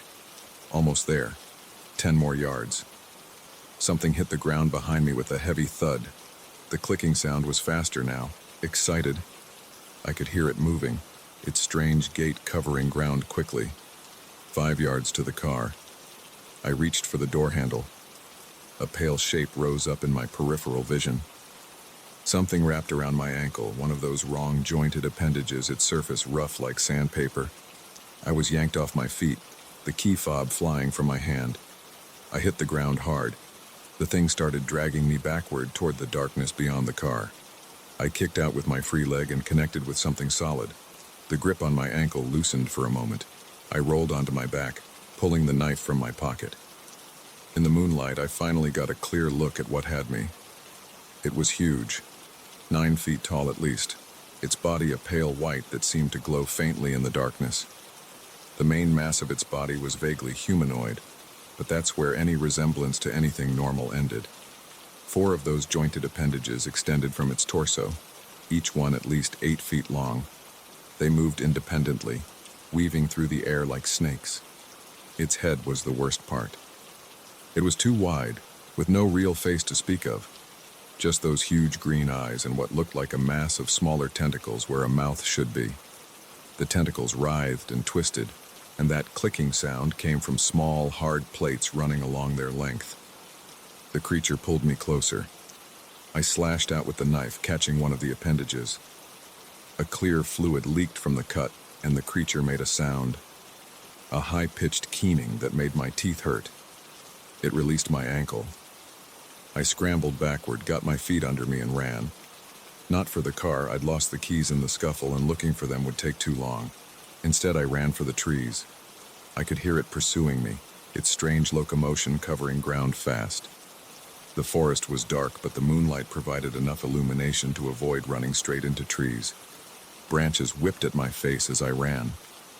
The thing behind me moved through the underbrush like it wasn't there, that clicking sound getting closer. I lost track of how long I ran. My lungs burned and my legs felt like lead. But I could still hear it behind me, never more than 20 yards back. Sometimes it would get closer and I'd feel one of those appendages swish through the air just behind my head. The ground started to slope upward. I was running uphill now, my already burning legs protesting the extra effort. But I knew this area from hiking earlier. There was an old fire tower at the top of this hill. If I could reach it, maybe I could... I didn't get to finish that thought. My foot caught on an exposed root, and I went down hard. Before I could get up, something wrapped around my waist and lifted me into the air. I was turned around to face the creature. Those giant green eyes stared at me, and the massive tentacles around its mouth region writhed faster. Up close, I could smell it, a strange chemical smell like ozone and rotting vegetation. More of those appendages wrapped around my arms and legs, holding me spread eagle in the air. The knife was still in my hand, but I couldn't move my arm enough to use it. The creature brought my face close to its own, those mouth tentacles reaching toward me. That's when I heard the helicopter. The sound was distant at first, but growing louder quickly. The creature's head snapped up, those big eyes reflecting moonlight as it looked toward the sound. The grip on my limbs loosened slightly. A bright light suddenly swept over us as the helicopter crested the hill. The creature made that keening sound again and dropped me. I hit the ground hard but managed to roll away. The helicopter was military. I could see that now. A spotlight mounted on its side illuminated the creature, which was backing away from the light. More helicopters appeared over the hill, all training spotlights on the creature. Men were fast roping down from the helicopters now, dressed in what looked like hazmat suits. They carried strange-looking weapons that hummed with electricity. The creature keened again and tried to retreat, but it was surrounded. Blue-white lightning arced from the weapons, striking the creature. It convulsed, those long appendages thrashing wildly. More bolts hit it until it finally collapsed. Someone grabbed my arm. I spun around, knife raised, but it was another person in a hazmat suit. "Mr. Peterson?" a voice said through the suit's speaker. "I'm Agent Sarah Chen, Department of Special Containment. We need you to come with us." I looked back at the creature. Men in suits were approaching it cautiously, weapons ready. One of them was unfolding what looked like a large metallic net. What is that thing?" I asked. "That's classified," Agent Chen said. "But you're not the first person to encounter one. Come on, we need to get you debriefed and you'll need to sign some paperwork." She led me toward one of the helicopters that had landed in a small clearing. As we walked, I could hear the creature being loaded into some kind of container. "There are more of them?" I asked. Agent Chen was quiet for a moment. "Mr. Peterson, the best thing you can do right now is try to forget this ever happened. Trust me on that." I looked back one last time. The creature was almost completely covered by the metallic net now. One of those long, pale appendages twitched once, then went still. The helicopter lifted off a few minutes later. Through the window, I could see more helicopters arriving, carrying what looked like large pieces of equipment. Agent Chen handed me a thick stack of papers and a pen. "Start with the non-disclosure agreement," she said. "And Mr. Peterson? Welcome to a much bigger world than you knew existed." I started signing papers as the helicopter turned south, leaving behind my rental cabin and the thing that had been waiting in the darkness. But even as we flew away, I couldn't shake the feeling that there were more of them out there, hiding in remote places waiting to be found. Or maybe I thought as I signed another form, waiting to find us.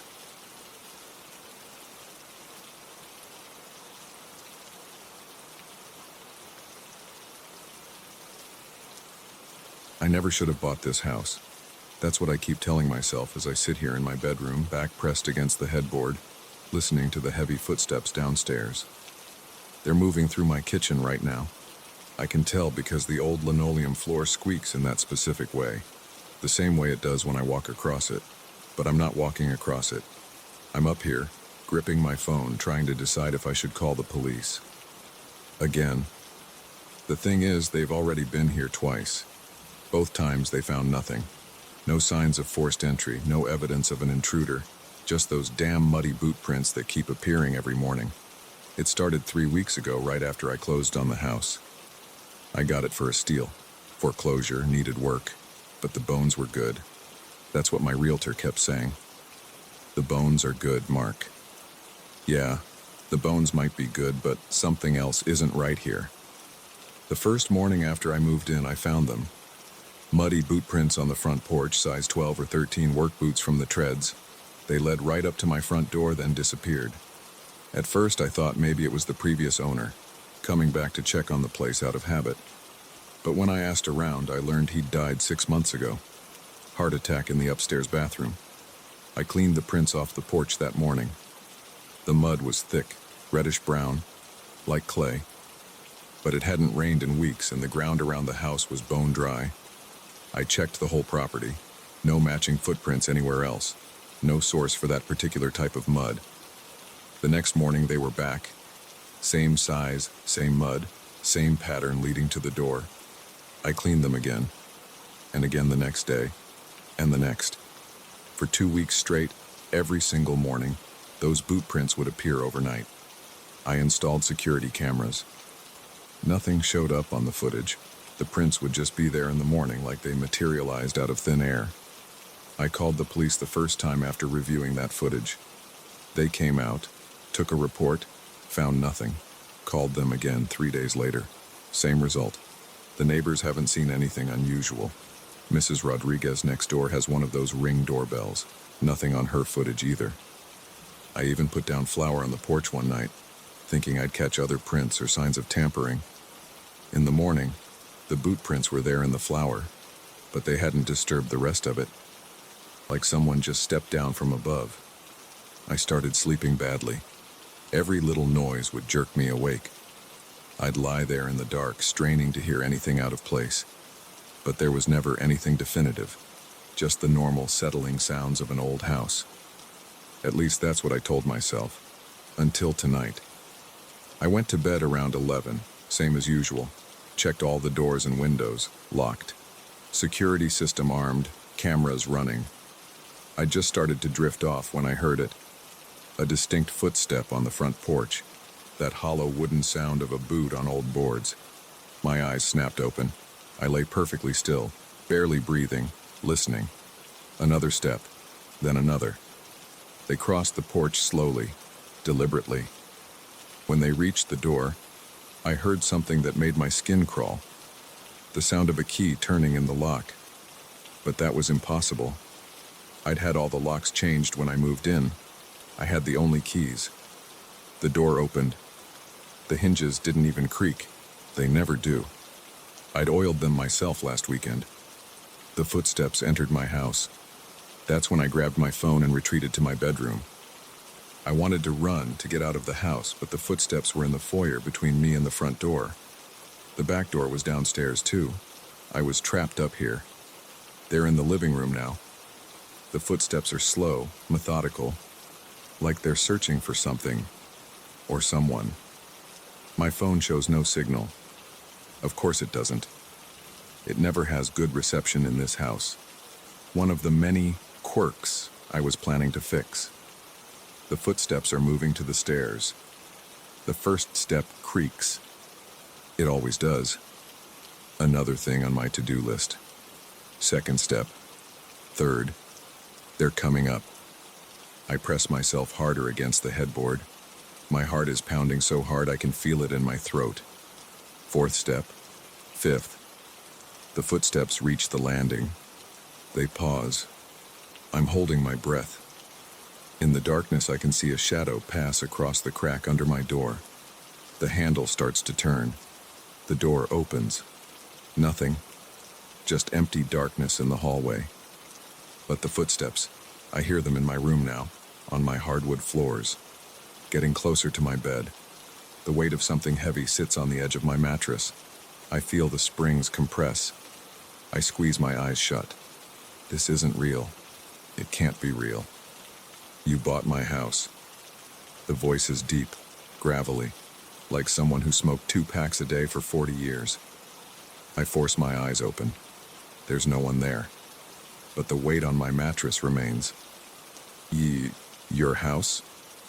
My voice comes out as a whisper. Lived here 43 years. Died here too, upstairs bathroom. Heart gave out while I was fixing the leaky shower head. The voice comes from the empty space at the foot of my bed. Still needs fixing, by the way. My mind races to the disclosure documents. The previous owner, Harold Mitchell, died in the house 6 months ago. His kids sold it to the bank. The bank sold it to me. Mr. Mitchell? A low chuckle. Call me Harry. Everyone did. Why are you here? This is my house. The weight shifts on the mattress. Spent my whole life fixing it up. Never quite finished. Always something else to do. But you're dead? Yeah. Doesn't mean I'm done here, though. I swallow hard. My throat is dry. The boot prints. Had to check on the place. Make sure you're taking care of it. Another shift in the mattress. You've been doing okay. Oiled those hinges nice. But that shower head's still dripping. Furnace filter needs changing too. This is insane. I'm talking to an empty room. Maybe I'm dreaming. Maybe I've finally cracked under the stress. Not dreaming, son. Not crazy either. Just having a conversation with the previous owner. The voice moves closer. Look, I'm not here to scare you. Well, not anymore. Had my fun with the boots, I'll admit. But really, I just want to make sure my house is in good hands. So, you're not going to hurt me? A snort. What for? You seem like a decent guy. Taking care of the place, making improvements. That's all I ever wanted. Someone to love this old house like I did. The weight lifts from my mattress. Footsteps move toward my door. I'll stop with the boot prints. Was getting tired of that anyway. But I'll be around, keeping an eye on things. The footsteps pause at the doorway. Oh, and check that furnace filter tomorrow. Trust me on that one. The footsteps move down the hallway, down the stairs, through the living room. The front door opens and closes. Then silence. I sit there for hours waiting for sunrise. When the first light finally creeps through my window, I force myself to get up. My legs are shaky, but I make myself walk downstairs. There are boot prints on my floor. Big ones, size 12 or 13, made of reddish-brown mud. They lead from my front door, through the house, up the stairs, into my room, and back out again. I follow them to my basement door. Something compels me to go down and check the furnace. The filter is black with dust, completely clogged. I change it right then and there. When I come back upstairs, the boot prints are gone. Every last one of them. That was 2 months ago. I haven't seen any more boot prints since then. But sometimes when I'm working on the house, I hear a grunt of approval, or a muttered suggestion about what tool would work better. Once, when I was about to cut a pipe without turning off the water main, a gruff voice said, "Wouldn't do that if I were you." I've stopped being afraid. Now when I hear those heavy footsteps at night, I just smile and say, "Evening, Harry." Sometimes he answers, sometimes he doesn't. But I know he's watching, making sure his house is in good hands. I check the furnace filter regularly now. Haven't gotten around to fixing that shower head yet, though. But I will. After all, I've got a very persistent previous owner making sure I keep up with the maintenance. You might think I'm crazy. Maybe I am. But here's the thing. I've never felt safer in a house. How many people can say they have a ghost as their home inspector? Oh, and if you're wondering about those security cameras I installed, they're still running. Still don't show anything. But every once in a while, when I review the footage, I catch a weird static flicker. And if I pause it just right, sometimes I can make out what looks like a tall figure in work boots carrying a tool belt. I guess some people never really leave their homes. And sometimes, if you're lucky, they stick around to help you make it your home too. The shower's dripping again. I should probably fix that. I think I hear footsteps heading toward the bathroom. Sounds like Harry's getting impatient. Better get my tools.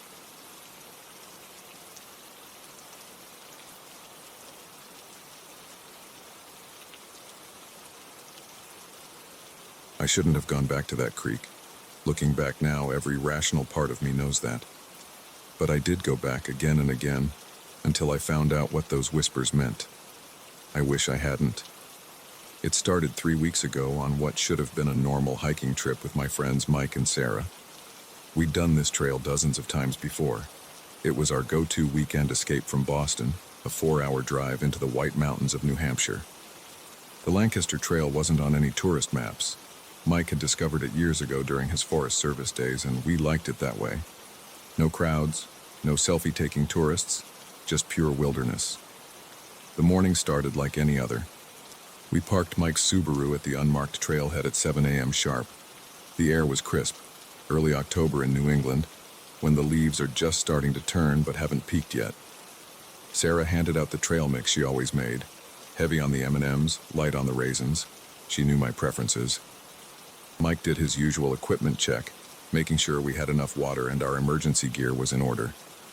We'd been hiking for about 2 hours when I first noticed something was off. The trail had been winding steadily uphill, following an old logging road before veering off into denser forest. That's when I heard it, a sound so faint I almost convinced myself it was just the wind in the trees. Almost. "Hold up," I said, stopping in my tracks. Mike and Sarah continued a few steps before turning back. "What's up, Dan?" Mike asked, adjusting his pack. "You guys hear that?" They both went quiet, listening. The forest sounds continued. Wind in the branches, a woodpecker somewhere in the distance, the crunch of leaves under our boots. "Hear what?" Sarah asked after a moment. I held up my hand for silence again. There it was. A whisper, like someone talking very quietly just at the edge of hearing. It seemed to be coming from off-trail, down toward where I could hear running water. "There's someone down there," I said, pointing toward the sound of the creek. Mike shook his head. "We're 8 miles from the nearest road, Dan. Nobody comes out here. I'm telling you, I hear voices, like whispers." Sarah gave me that look she gets when she thinks I'm being dramatic. It's probably just the water. Sound carries weird in the mountains. I wanted to believe her. It would have been easier, but I knew what I heard wasn't water. Water doesn't form words, even if you can't quite make them out. "I'm going to check it out," I said, already stepping off the trail. "Dan, come on," Mike called after me. "We've got 4 more miles to the camping spot." 5 minutes. Just let me look." The slope down to the creek was steep and slippery with wet leaves. I had to grab onto saplings to keep from sliding. The whispers got clearer as I descended. Definitely voices, definitely more than one, speaking in low, urgent tones. But I still couldn't make out the words. The creek came into view through the trees. It wasn't much more than a stream, really, maybe 6 feet across, tumbling over moss-covered rocks. The whispers were loud now, seeming to come from just around a bend in the creek bed. "Hello?" I called out. The whispers stopped instantly. I moved forward carefully, scanning the area. There was nobody there. No camping gear, no footprints in the mud by the water's edge, no signs anyone had been there at all. The only sound was the running water. "Dan," Mike's voice came from up on the trail. "You okay down there?" "Yeah," I called back, still looking around. "I'll be right up." I stood there for another minute, trying to understand what I'd heard. The whispers didn't return. Eventually, I made my way back up to my friends. "Find your mystery people?" Sarah asked with a slight smirk. "No," I admitted, "but I swear I heard something." "Probably just tired," Mike said, clapping me on the shoulder. "Come on, let's make some miles." We continued hiking, but I couldn't shake the uneasy feeling. Every few minutes I'd catch myself straining to hear the whispers again. They didn't return, but the memory of them stayed with me. We made it to our camping spot just before sunset. It was a small clearing on a ridge, with a fire pit previous hikers had built. As Mike and Sarah set up their tent, I gathered firewood, trying to stay busy to keep my mind off what had happened.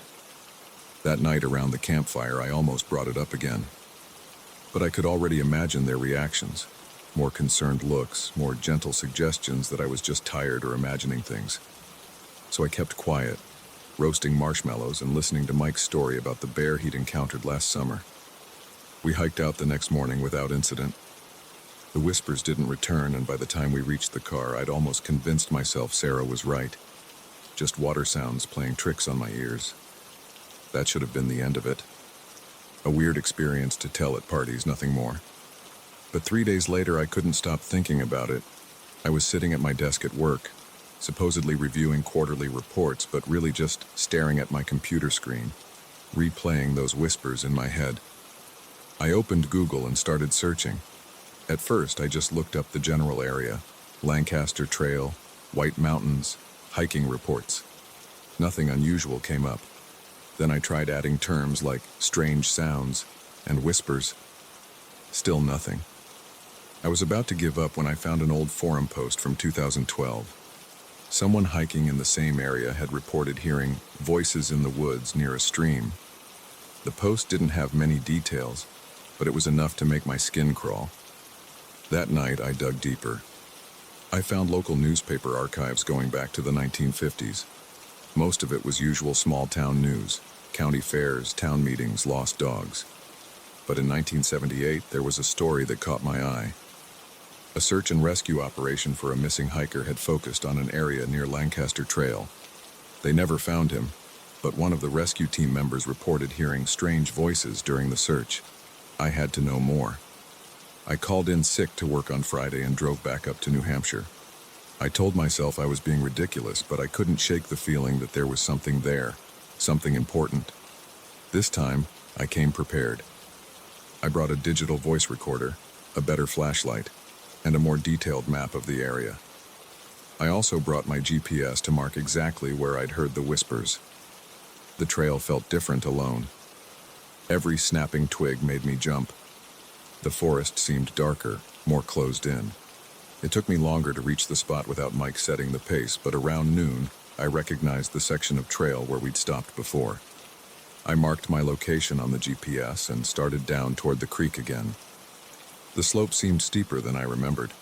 Halfway down, I turned on the voice recorder. The creek was running higher than last time. We'd had rain earlier in the week. I stood there for a long time, just listening. Nothing but water sounds and bird calls. "Hello?" I called out, feeling foolish. "Is anyone there?" No response.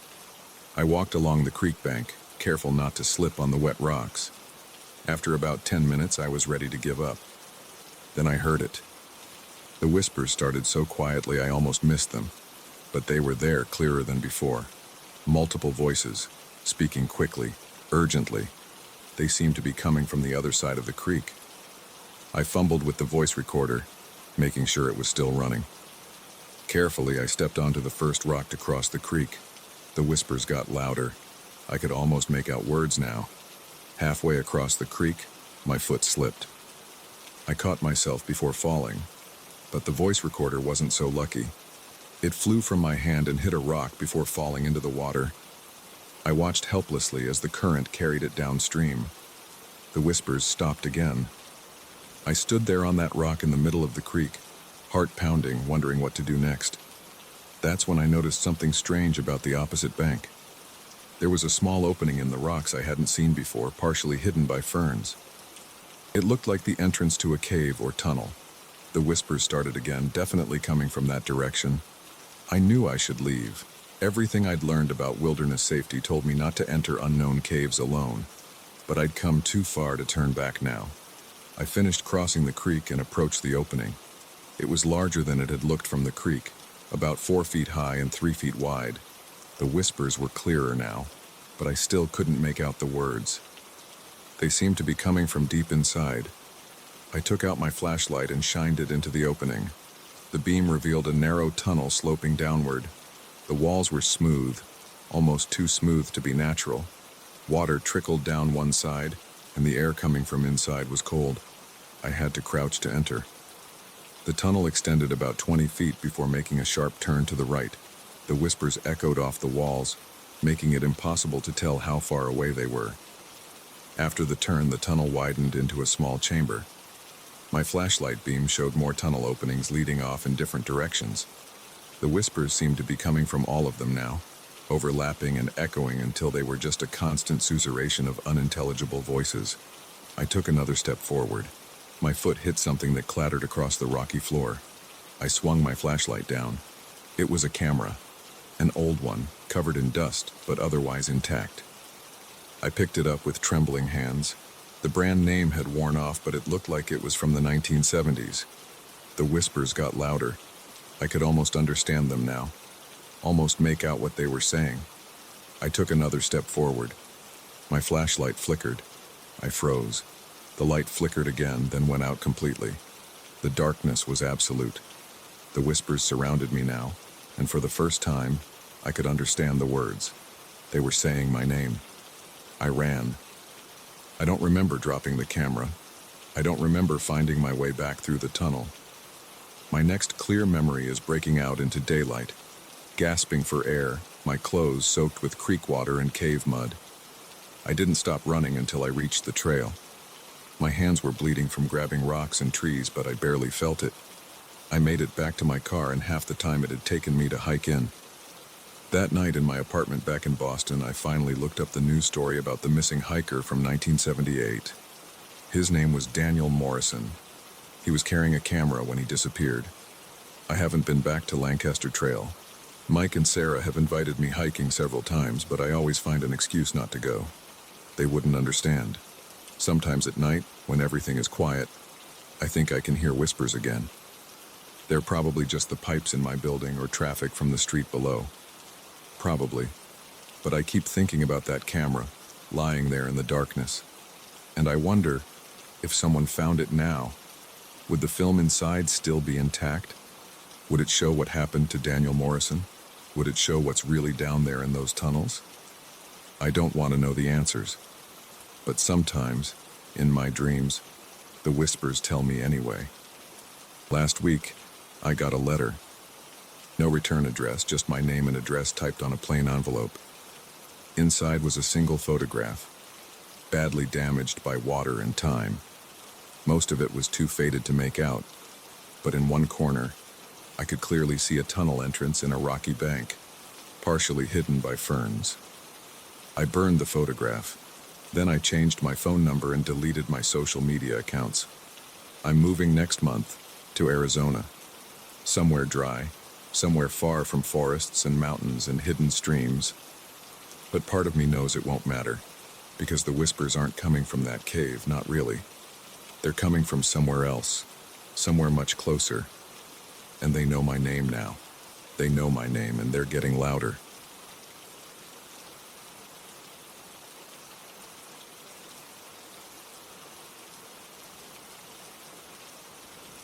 The first message appeared 3 days after I moved in. I was brushing my teeth when I noticed it forming in the condensation on the mirror. Get out while you can.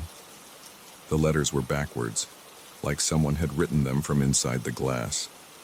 I wiped it away immediately, but my hand was shaking so badly I dropped my toothbrush in the sink. I'd taken the room because it was cheap and close to downtown Seattle. The Craigslist ad had mentioned 2 other roommates, but I hadn't met them yet. Our schedules didn't align. I heard them sometimes, moving around in their rooms or in the kitchen, but we were like ships passing in the night. The apartment itself was nothing special. Beige walls, worn carpet, furniture that had seen better days. But it was a roof over my head while I got back on my feet after my divorce. That first morning, I convinced myself it was just my imagination playing tricks on me. Sleep deprivation from the move, stress from the separation, whatever.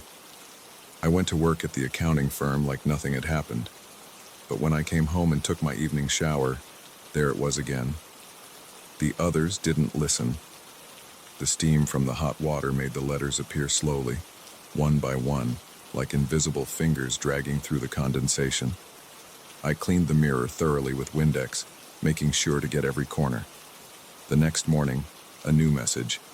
They never leave. My hands were sweating as I wiped it away. I started taking photos with my phone to prove to myself I wasn't losing it.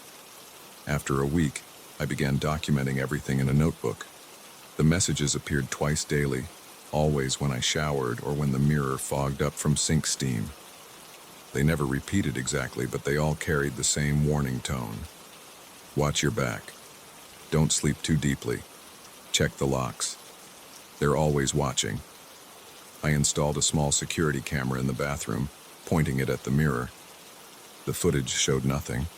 The messages just appeared in the condensation as if by themselves.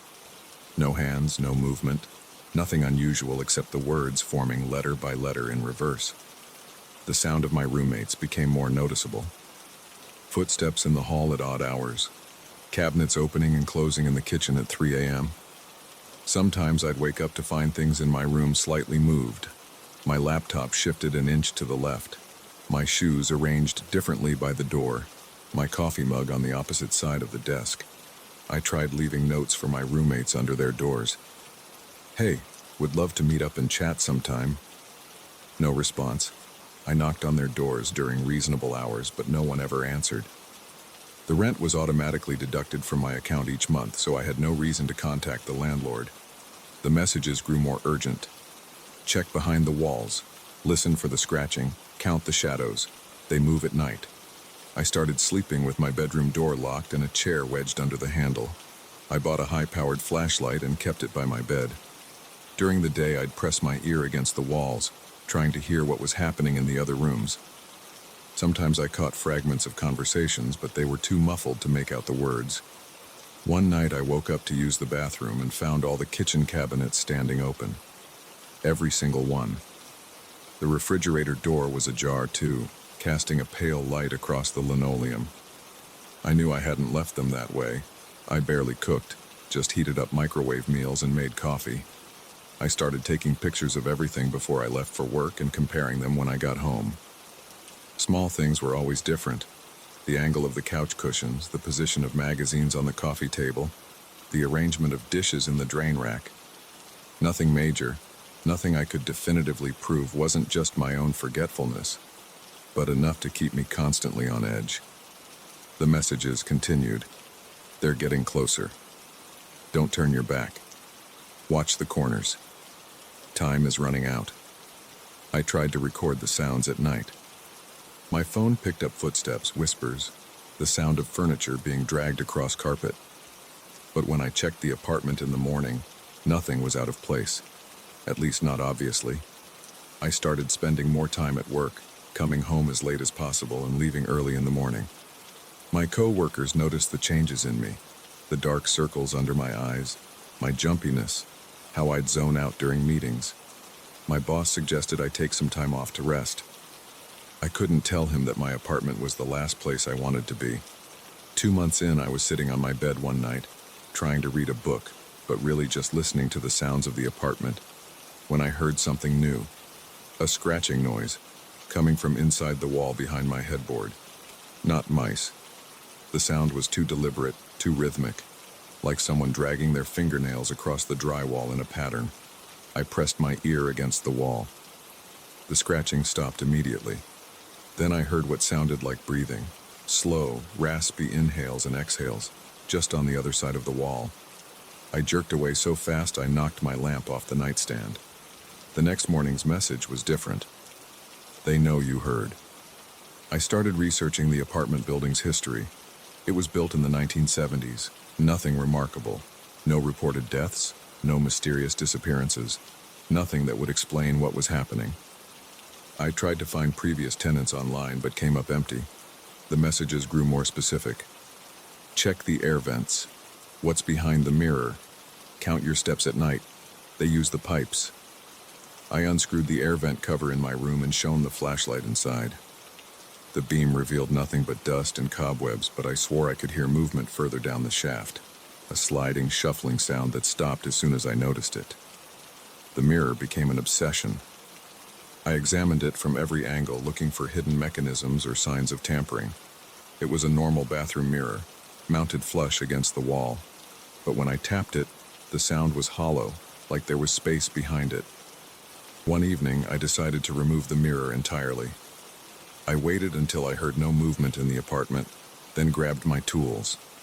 The mirror was heavier than I expected, and it took some effort to work it free from the wall. Behind it was a rectangular opening about 2 feet wide and 3 feet high. The space beyond was dark, but my flashlight beam revealed a narrow passage that seemed to extend further than it should have, given the building's layout. The walls of the passage were covered in writing. Thousands of backwards letters scratched into the surface, overlapping and intertwining. Some looked fresh, others were old enough to have gathered dust. I heard movement in the passage, a quick scuttling sound like something retreating deeper into the darkness. The beam of my flashlight caught nothing but shadow. My hands shaking, I quickly remounted the mirror. That night, I slept in my car. The next morning, I had to go back for my work clothes. The message on the mirror was waiting. Now you know where we live. I started plotting my escape. I couldn't break the lease without losing my security deposit, and I couldn't afford to pay rent on 2 places. But the messages were getting more frequent, appearing even when the mirror wasn't fogged. We see you planning. You can't escape us. We're in the walls. We're in the pipes. We're in the vents. We're everywhere. The sounds at night grew louder. Scratching in the walls, whispers in the vents, footsteps in the hallway that stopped right outside my door.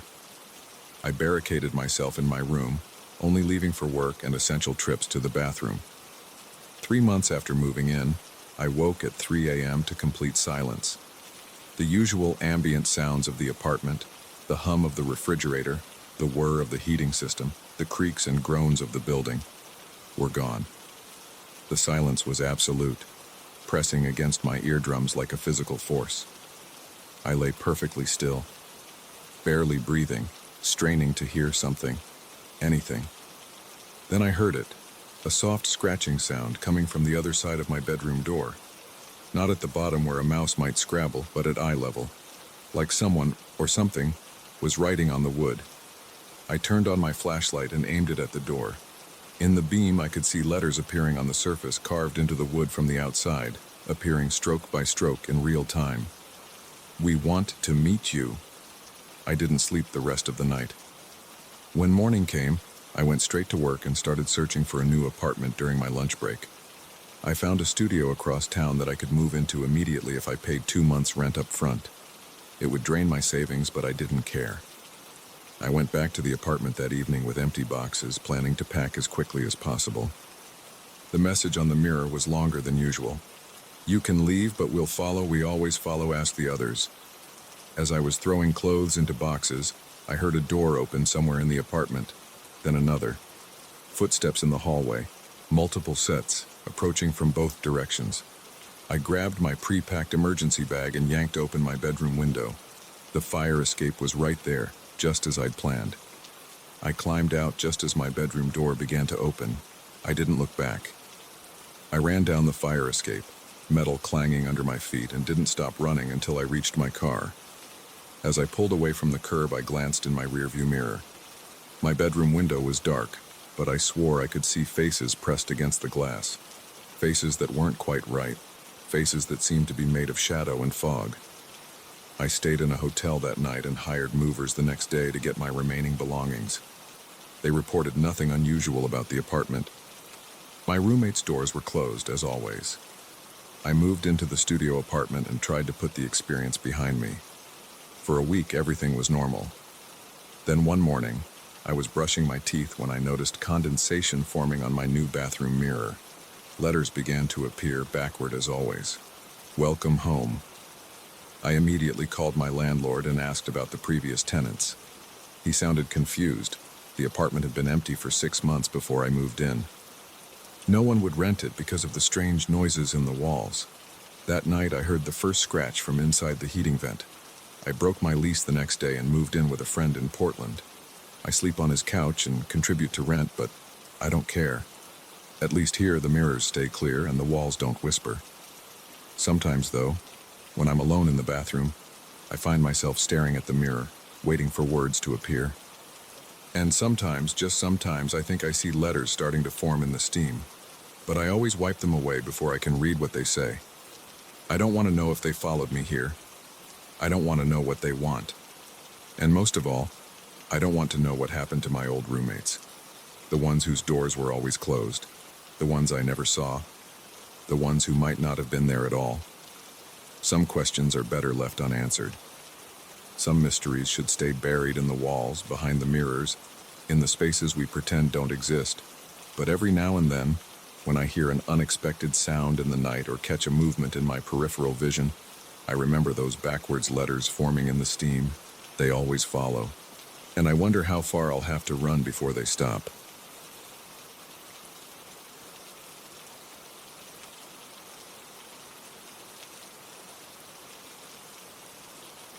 The first thing I noticed when I took over my father's furniture company wasn't the outdated accounting software, or the stack of unpaid invoices on his desk, or even the ancient coffee maker that probably hadn't been cleaned since the Reagan administration. It was the heavy padlock on that storage unit door in the basement, its brass surface dulled by decades of dust. I found the key buried in the bottom drawer of Dad's desk, underneath warranties for equipment we didn't even own anymore. The metal was cold against my palm as I stood in front of that door, listening to water drip somewhere in the darkness of the basement. The lock clicked open with a sound that echoed off the concrete walls. The storage unit smelled like old wood and mothballs. I pulled the chain for the single bulb hanging from the ceiling, and yellow light spilled across what looked like my grandmother's entire estate sale collection. Antique furniture was crammed into every corner. Victorian chairs with cracked leather upholstery, end tables with water rings on their surfaces, a massive wardrobe that barely fit through the door. But it was the dolls that caught my eye. Dozens of them, arranged on shelves that lined the walls. Porcelain faces with painted-on smiles and glass eyes that reflected the dim light. I recognized some of them from my grandmother's house.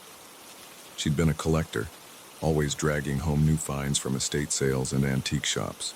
Dad had inherited everything when she passed away 5 years ago. I guess he couldn't bring himself to sell any of it. I was checking the condition of a Queen Anne chair when I heard it, a soft scraping sound like something being dragged across wood. I turned around. Nothing seemed different, but I could have sworn one of the dolls on the middle shelf had been facing the other direction. I blamed it on the bad lighting and my exhausted brain. I'd been working 16-hour days trying to get the company's finances in order since Dad's stroke 3 weeks ago. The doctor said he'd recover, but the business couldn't wait. Someone had to take charge. I locked up the storage unit and went back to my office. That night I dreamed about glass eyes watching me in the dark. The next morning, I found the chair I'd been examining pushed into the center of the storage room. I distinctly remembered leaving it against the wall. My first thought was that one of the employees must have come down here, but the padlock had been secure when I arrived. I approached the chair slowly.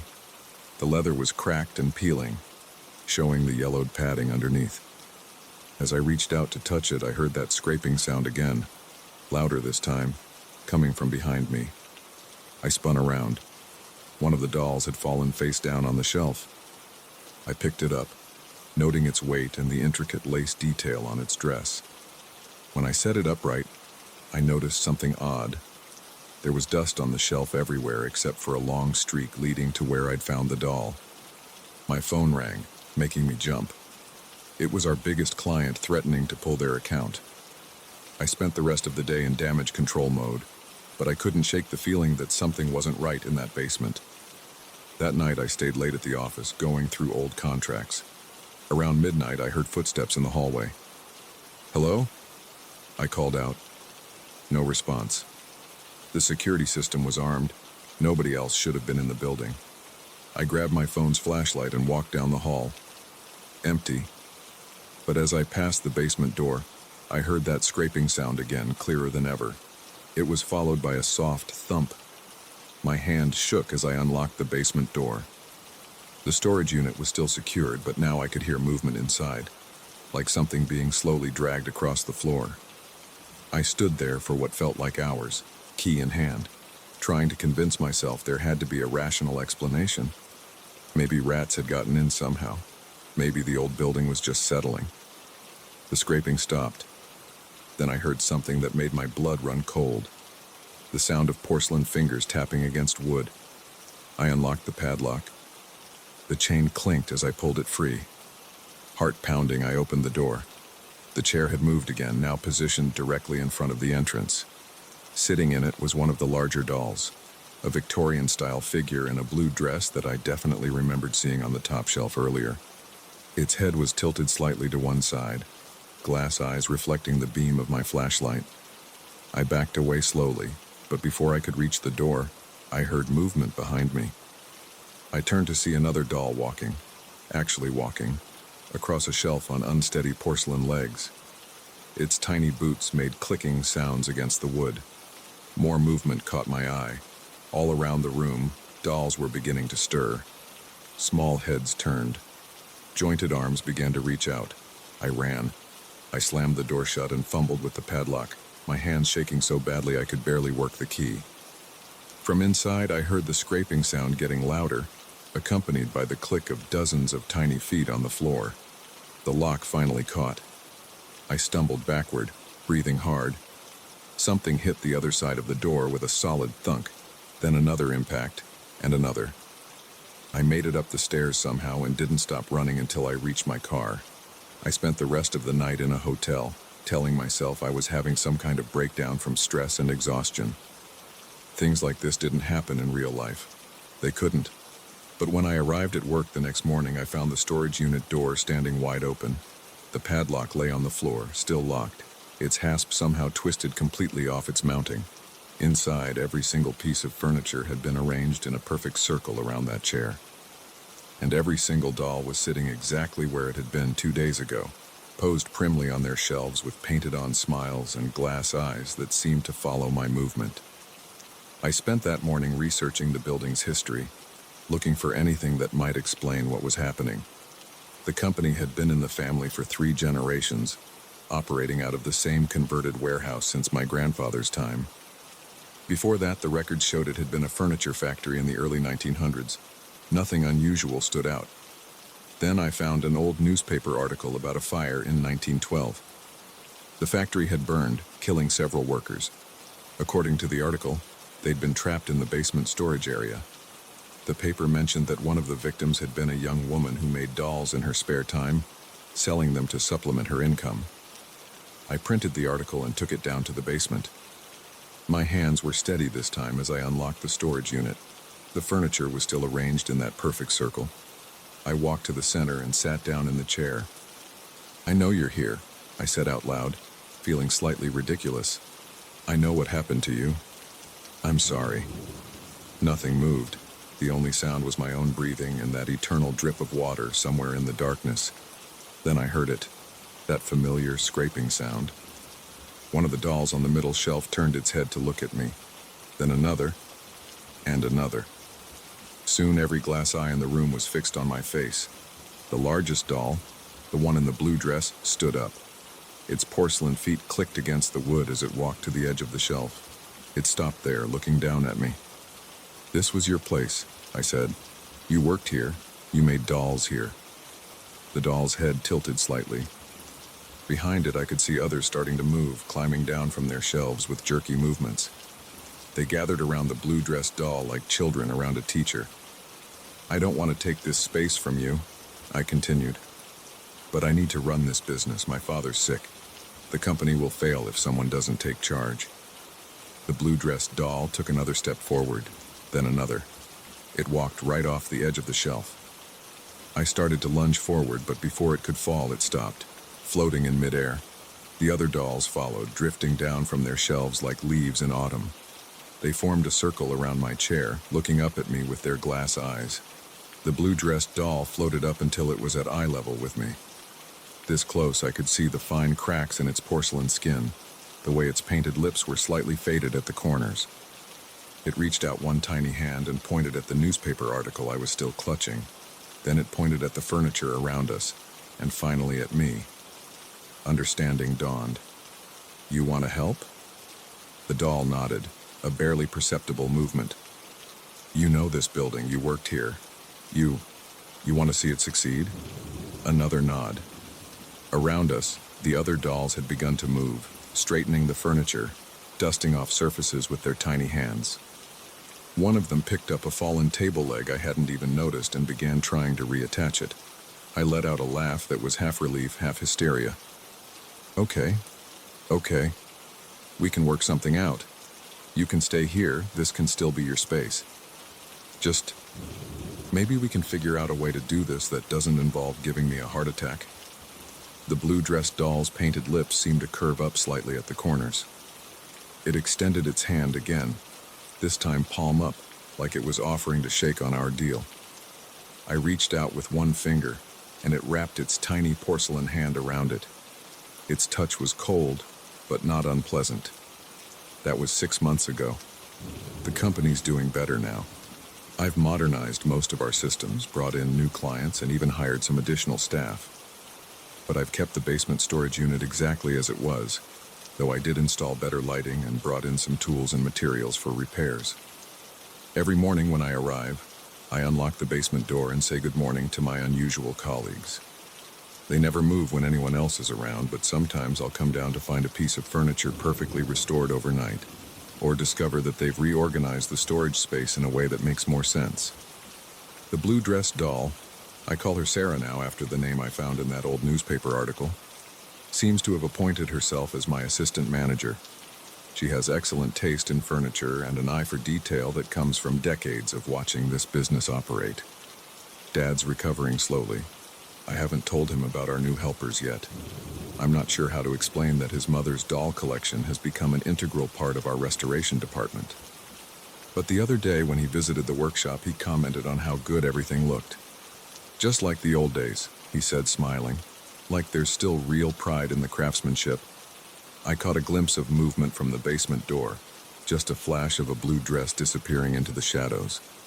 I could have sworn I heard the faintest sound of porcelain hands clapping. Sometimes late at night when I'm working late, I'll hear music drifting up from the basement, the tinkling notes of an old music box playing a melody I don't recognize. I'll go down to find the dolls having what looks like a party, dancing in circles around that old chair. They always invite me to join them, though I mostly just watch. It's still a bit unsettling, if I'm honest. But there's something oddly comforting about it, too. I've learned to accept that some things in life don't need rational explanations. Sometimes you just need to trust that the past has its own way of taking care of the present. And sometimes, the best business partners are the ones who've been there all along, silently watching and waiting for someone to finally notice them. The company's ledgers show a mysterious new expense category now. Restoration supplies, special projects. Every month I make sure to order new ribbons, lace, and tiny spare parts. I leave them on the shelves at night and find them transformed into perfect repairs by morning.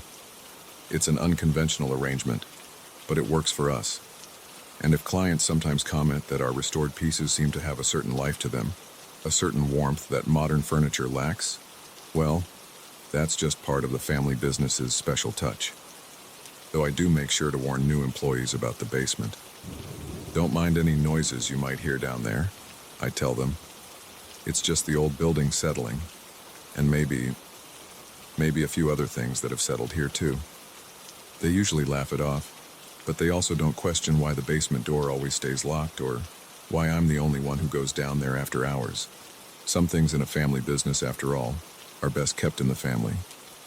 Even if that family now includes a collection of antique dolls with glass eyes and secrets of their own.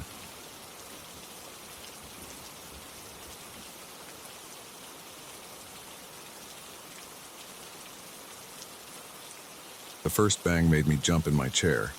It was 11:42 p.m., and I was alone in the converted factory building trying to finish the quarterly reports.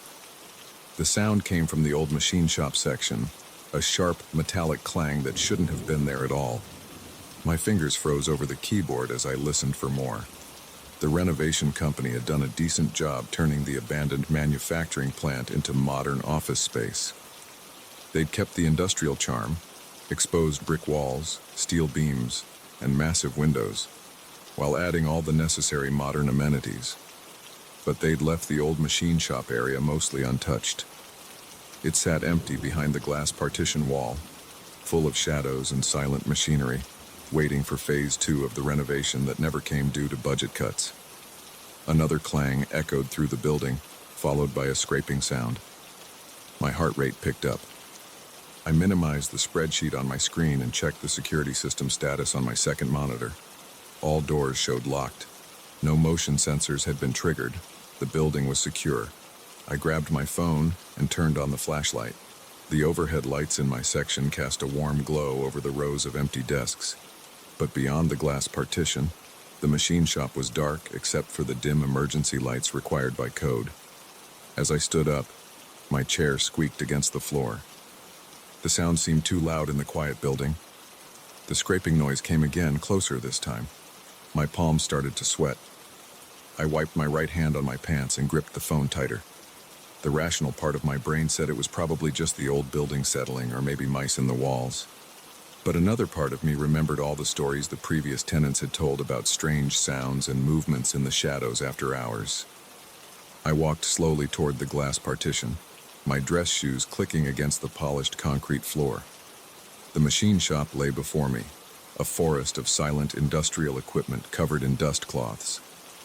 Drill presses, lathes, and mechanical arms stood like sleeping giants in the gloom. The emergency lights cast a faint red glow that didn't reach the dark corners. My phone flashlight beam cut through the darkness as I scanned the room. Nothing moved. But as I swept the light back and forth, I caught glimpses of shifting shadows between the machines. They seemed to flicker and dance just at the edge of the light, always disappearing when I tried to focus on them directly. The smart thing would have been to leave right then, pack up my laptop and finish the reports from home. But curiosity and stubbornness got the better of me. I had to know what was causing those sounds. I pulled out my key card and swiped it through the reader by the glass door. The lock clicked open. The air in the machine shop felt colder than the office area. My breath came out in small, visible puffs. The smell of old metal and machine oil filled my nostrils. My footsteps echoed off the high ceiling as I moved between the covered shapes. Another metallic sound rang out. A distinct tapping, like someone gently striking a pipe with a wrench. It came from the far corner of the room. I turned toward it, heart pounding in my chest. The beam of my flashlight illuminated a massive old conveyor system, partially hidden behind a sheet of dirty plastic. As I got closer, I noticed marks in the dust on the floor. Fresh scuff marks that hadn't been there earlier in the day. They led behind the conveyor. My throat felt dry. I swallowed hard and kept walking. The tapping came again, followed by a sound like grinding gears. It was definitely coming from behind the conveyor. I reached out and grabbed the edge of the plastic sheet. My hand was shaking. I took a deep breath and yanked the sheet aside. Nothing. Just more machinery and tools, covered in years of dust. But as I stood there, I felt a cold draft brush against the back of my neck. The hairs on my arms stood up. Slowly, I turned around. A shadow moved between two covered lathes about 20 feet away. This wasn't the trick of light and darkness I'd seen earlier. This was a distinct shape, person-sized, gliding smoothly across the floor. My flashlight beam caught it for just a second before it disappeared behind a drill press. My heart hammered against my ribs. Sweat ran down my back despite the cold. I opened my mouth to call out, but no sound came. The rational explanations were gone now. This was something else. I backed away slowly, trying to keep my eyes on the spot where the shadow had vanished. Another metallic tap echoed through the room, this time from a different direction. Then another, and another. The sounds began to multiply and overlap. Clangs, scrapes, and grinding noises coming from all around me. The shadows started moving faster now. I caught glimpses of them darting between machines, always just at the edge of my vision. My flashlight beam couldn't keep up. The temperature seemed to drop even further. My breath came in quick gasps that fogged in front of my face. I bumped into something hard and cold, one of the lathes. The impact sent a tool clattering to the floor. The sound was like a gunshot in the darkness. The metallic noises stopped abruptly. The shadows froze. For a moment, everything was absolutely still. Then I heard footsteps. Heavy boots on concrete, moving slowly and deliberately. They were coming from the direction of the glass partition, between me and the exit. My flashlight beam darted to the sound but caught only empty space. The footsteps continued, getting closer. My legs felt weak. I pressed my back against the lathe, trying to make myself as small as possible. The beam of my flashlight started to flicker. I shook it, but the light kept fading in and out. The footsteps stopped about 10 feet away. In the dying beam of my flashlight, I saw a dark figure standing motionless between two covered machines. It was roughly human-shaped, but somehow wrong. Too tall, too thin, with proportions that didn't quite make sense. As my light flickered one last time, I thought I saw it start to turn toward me. The flashlight went out completely. The emergency light seemed dimmer than before.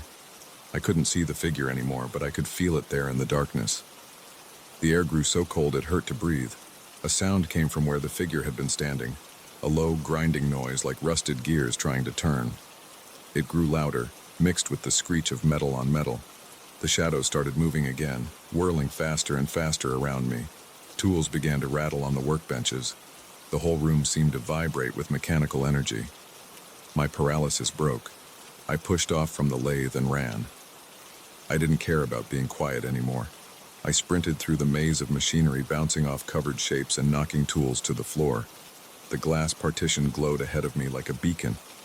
The sounds chased me, clanging, scraping, and those heavy footsteps pounding on the concrete.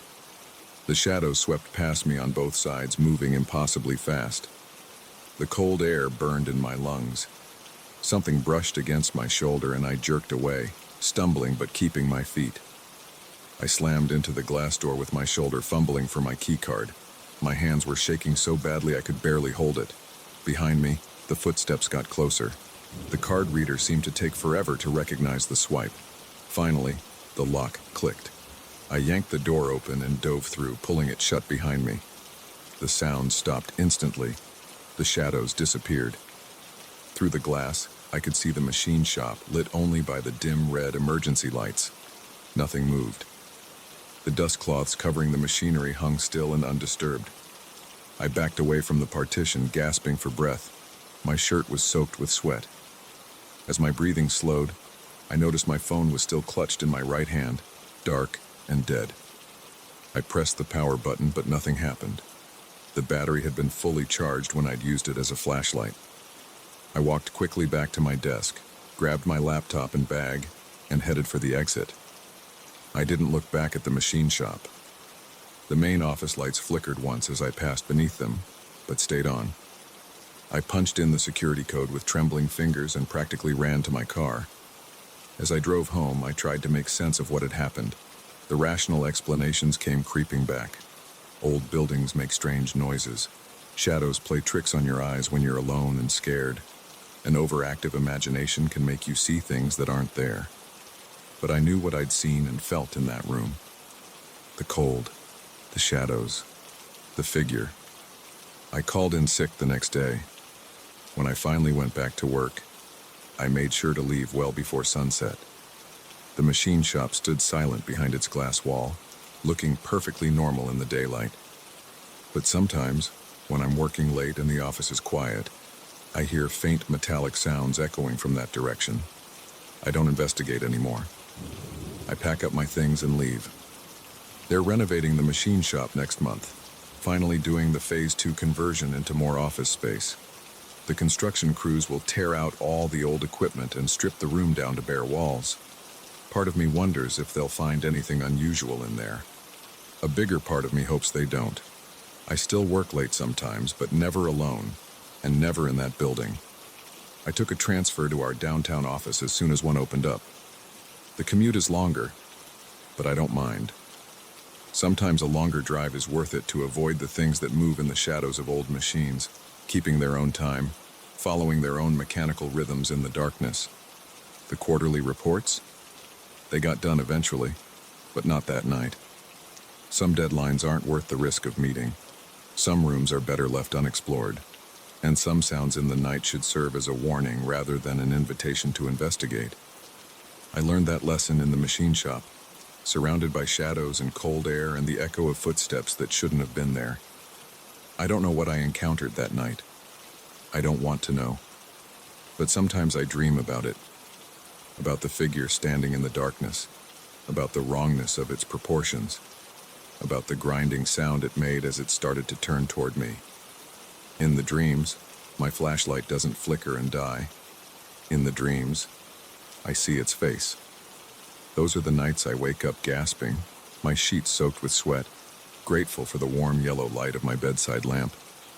Those are the nights I lie awake until dawn, listening to the normal sounds of my apartment building, telling myself that not all mechanical noises in the dark mean something is wrong. Most of the time I almost believe it, but I'll never work in an old factory building again. Some spaces keep their history in more ways than one. Some machines remember their purpose even after they've stopped running. And sometimes in the places where people once shaped metal into useful things, other things take shape in the darkness, following patterns we were never meant to understand. The company moved out of that building 6 months ago.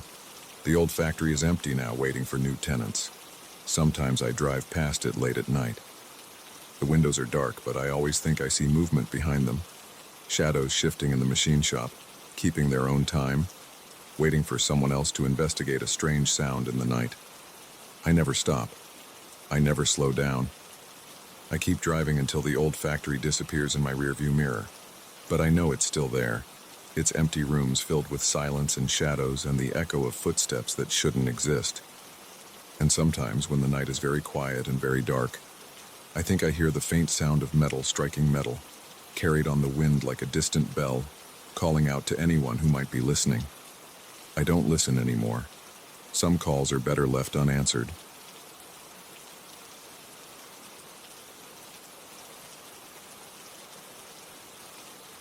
I should have left it alone. That's what any rational person would say. But after 23 years working at the Millbrook Public Library, you notice when something's off. And that pale man with his blank book wasn't just off. He was wrong in a way that made my skin crawl. I'm writing this down now because I need someone else to know what happened. Maybe then I'll stop seeing those empty pages every time I close my eyes. It started 3 months ago, during one of our quiet Wednesday nights.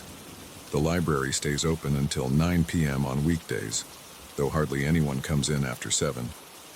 I was doing my usual evening rounds, reshelving books in the reference section, when I first noticed him.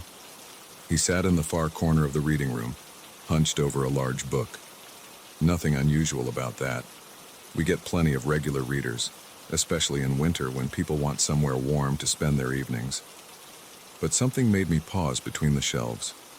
Maybe it was how still he sat, or how his pale skin seemed to glow under the fluorescent lights. I continued my work, but kept glancing his way. He never moved. Not once. Just sat there, slowly turning pages. The sound carried across the empty room, that soft whisper of paper against paper. The clock hit 8:45 and I started my closing routine. Straightening chairs, checking the bathrooms, making sure no one had fallen asleep in the study carrels. When I reached the reading room, he was gone. No sign anyone had been there at all. I walked over to his table, curious what he'd been reading. Nothing. No book left behind, no chair pulled out. Just the clean, polished surface of the oak table. The next night, same thing. There he was at 7:30, sitting in that same corner chair. This time I paid more attention. He wore a gray suit, clean but outdated, the kind with wide lapels you might see in an old photograph. His skin was so pale it looked almost translucent under the harsh lighting. His fingers moved mechanically as he turned each page. I decided to approach him. It's part of my job, after all, helping patrons find what they need. But as soon as I took a step in his direction, he stood up. The movement was too smooth, too quick. Before I could say anything, he walked between 2 tall shelves and vanished. I ran to follow him. Those shelves led to a dead end, just the wall with our old local history collection. But he was gone.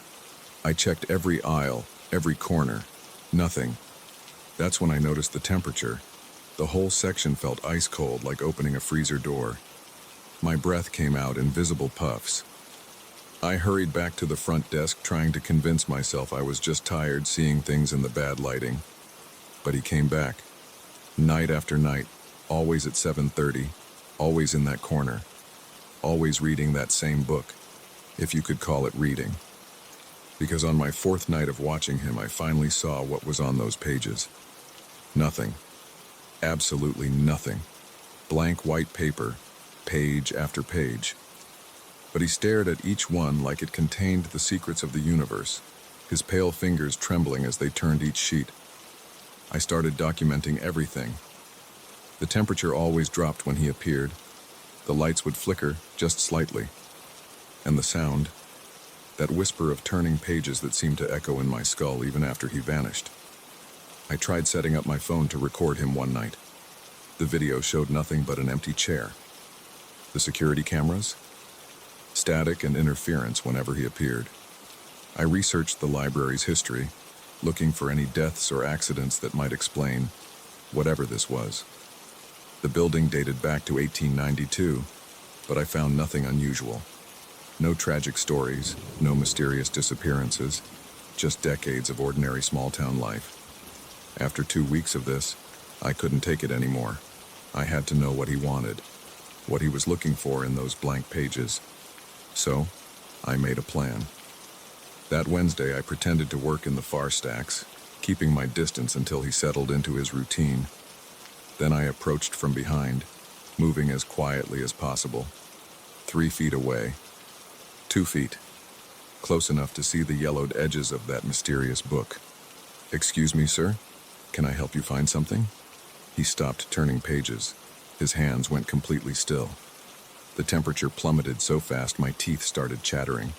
Slowly, so slowly, he began to turn his head toward me. I saw his profile first. The sharp angle of his jaw, the sunken cheek. His eye, when it came into view, was milky white.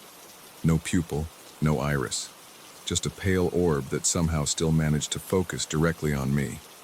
My legs wouldn't move. My voice died in my throat. He stood up. That same unnaturally smooth motion, and the book fell open on the table. The pages were blank, but wrong. The longer I stared, the more they seemed to shift and ripple, like water disturbed by an invisible stone.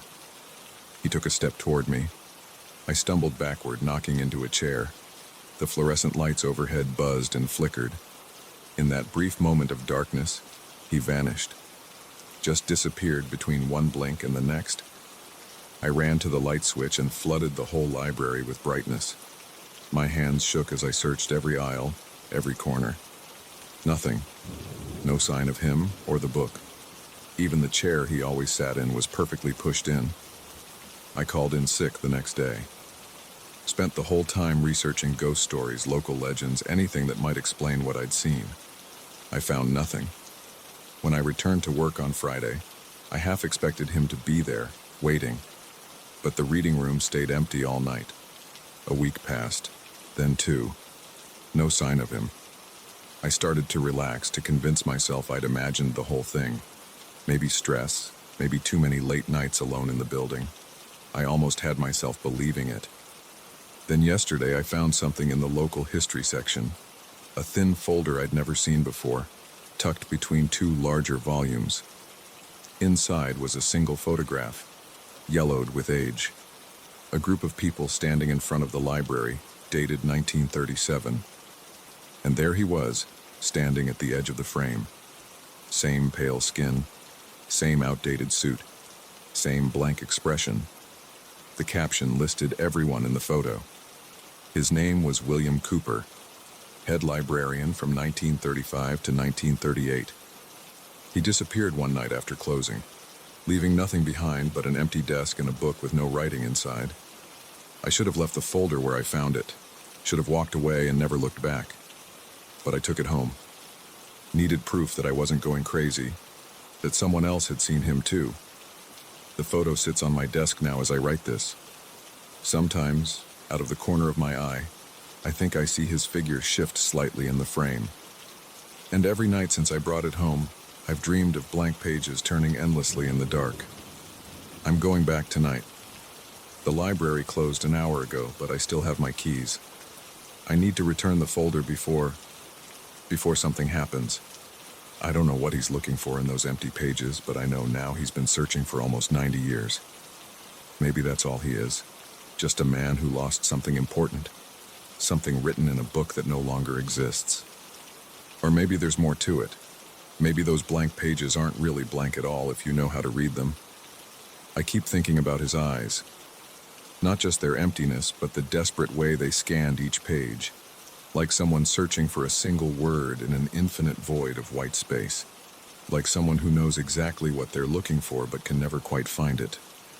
The photo seems different now, darker, his figure less distinct. I need to get it back where it belongs before the sun sets, before 7:30 comes around again. But part of me wants to wait, to go back during his regular hours and try one more time to talk to him, to help him find whatever he's looking for in those blank pages. Because that's what librarians do, right? We help people find what they need, even if what they need doesn't technically exist anymore. I know it's stupid, dangerous even, but I can't stop thinking about those empty pages, about how long he's been searching, about what could be so important that it would keep someone looking for almost a century. The sun is setting now. I have a choice to make. Return the photo and walk away, try to forget everything I've seen, or go back tonight, walk into that cold corner of the reading room and finally ask William Cooper what he's been trying to find all these years. I know what I should do, but I also know what I'm going to do. Because some questions once asked don't go away until you find the answer. Even if that answer is written in a book with no words, read by a man with no eyes, in a corner of the library where the lights never seem to reach. I'm going back. If you're reading this and I haven't updated it by tomorrow, well, check the reading room. Corner table around 7:30. Look for a man with pale skin and empty eyes, turning blank pages in an endless search for something that may not exist anymore. Just don't get too close. Don't ask what he's reading.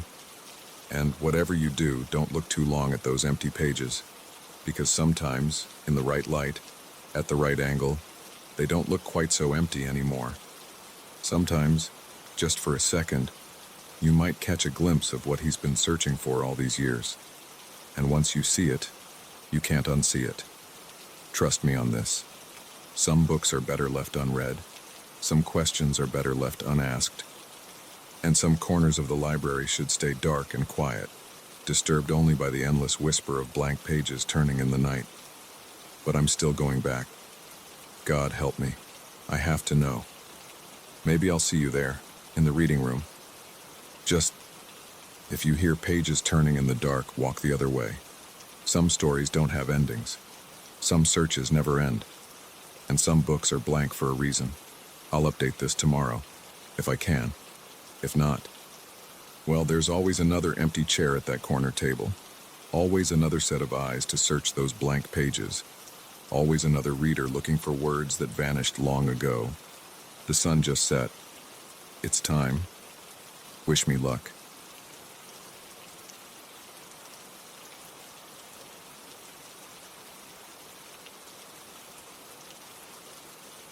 The smell hit me first. Fresh coffee, rich and strong, wafting through the office at 11:43 p.m. I stopped typing mid-sentence, my fingers frozen over the keyboard. Something wasn't right.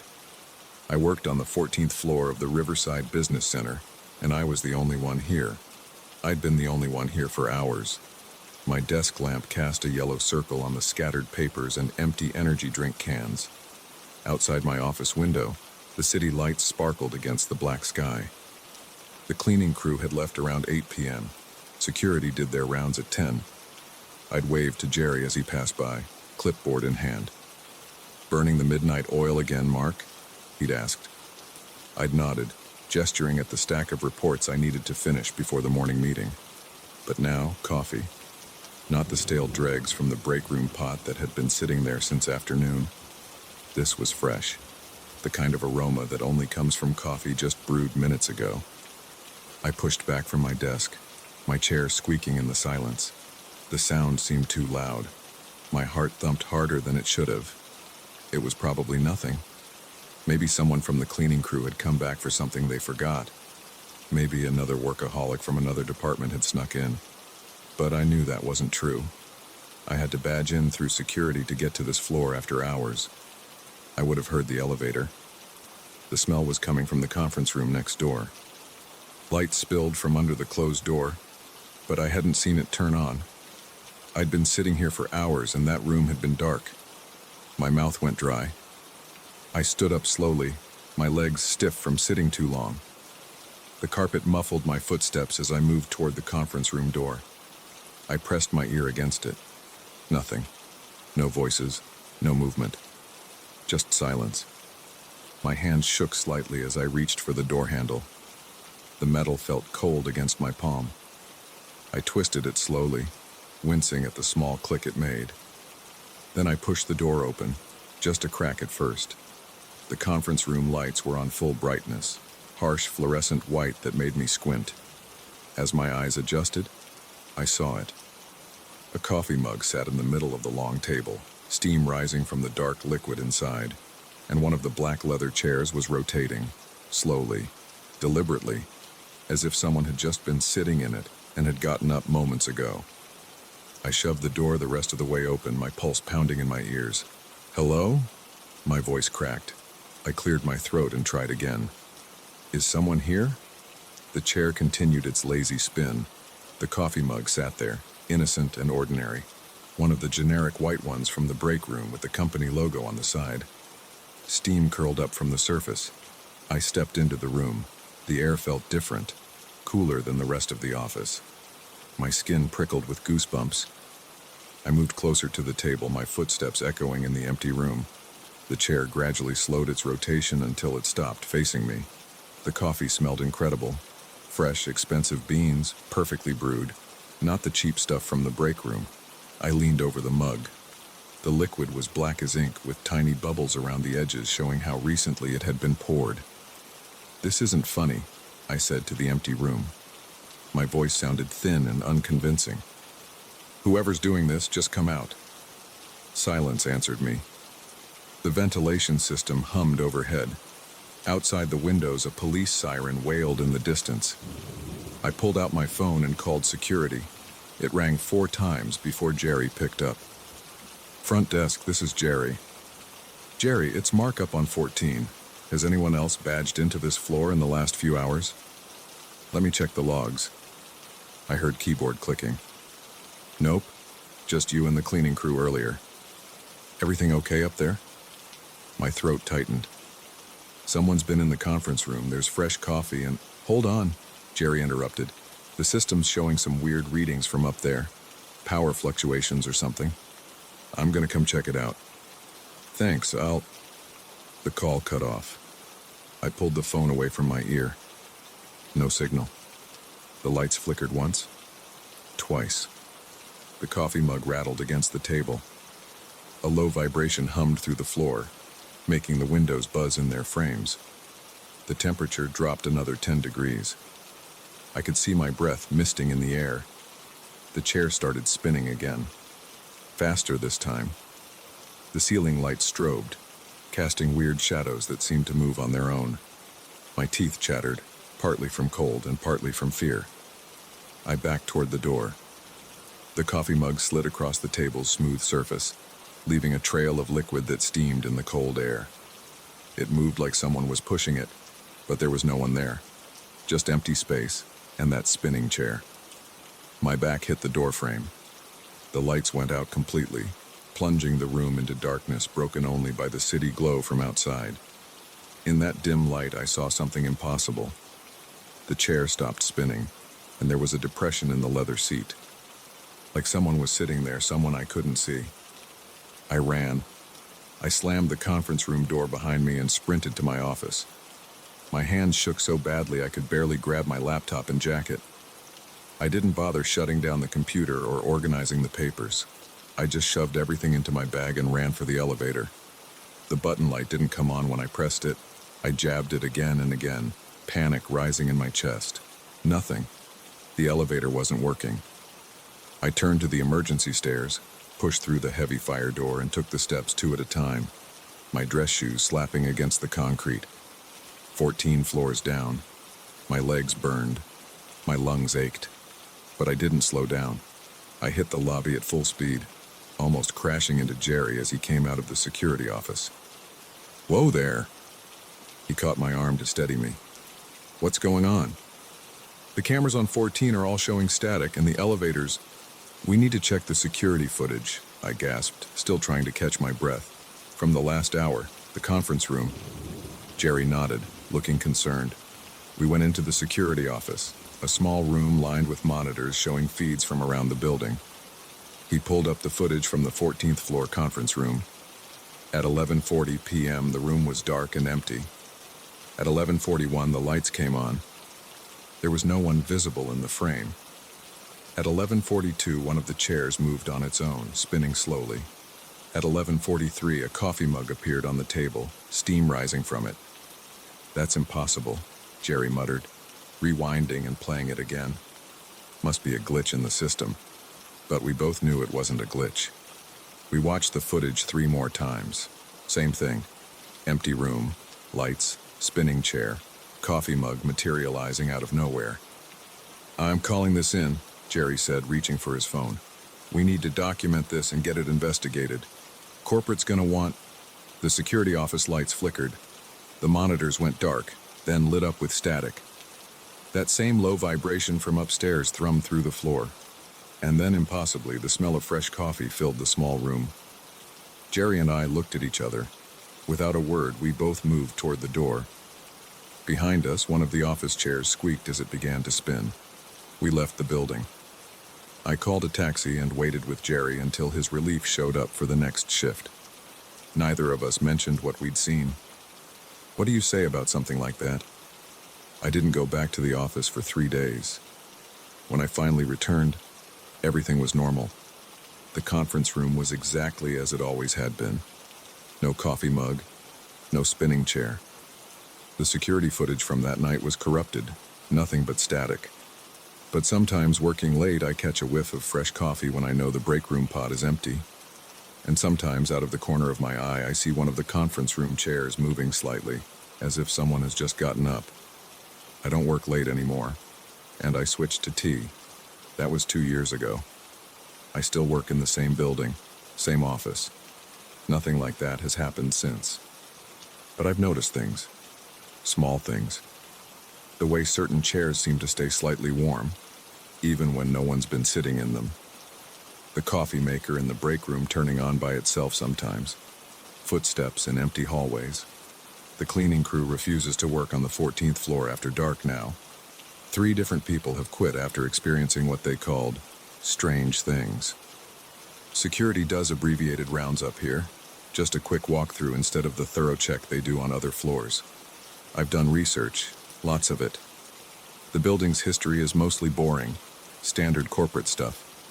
But there are gaps, missing records, unexplained resignations, and stories, whispered by longtime employees, about people working impossible hours, about dedication to the job that went beyond normal human limits. I've started talking to other late workers. People who, like me, sometimes stay well past normal hours. They all have stories, a computer that types by itself, phones that ring with no one on the other end, the elevator stopping on the 14th floor when no one pressed the button. Last week, I finally got access to some old employee records. Buried in a dusty file room in the basement, I found something interesting. 30 years ago, there was an employee named James Carter.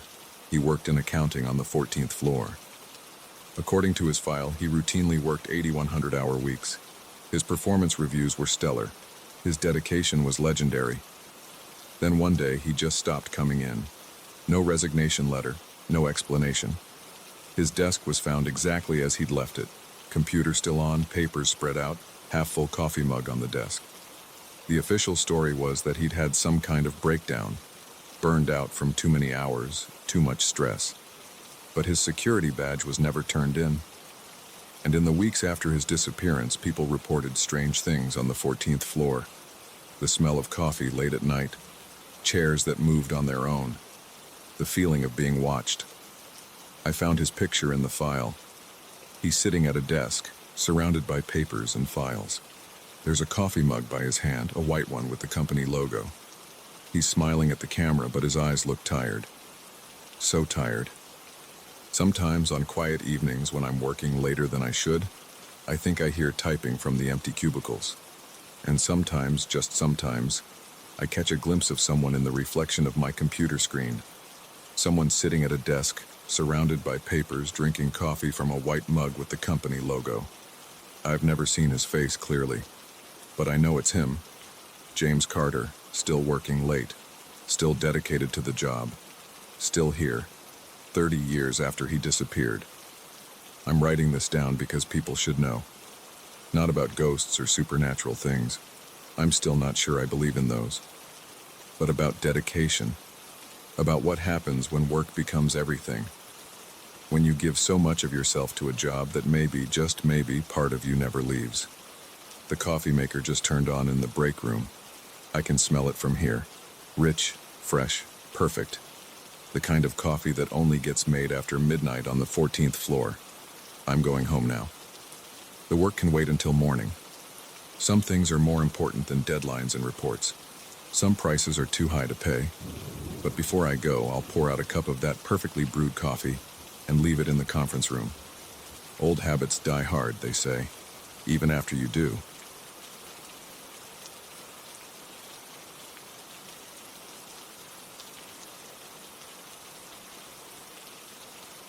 The first photo showed a gray shape behind my left shoulder. I deleted it, assuming it was just a smudge on my phone's lens.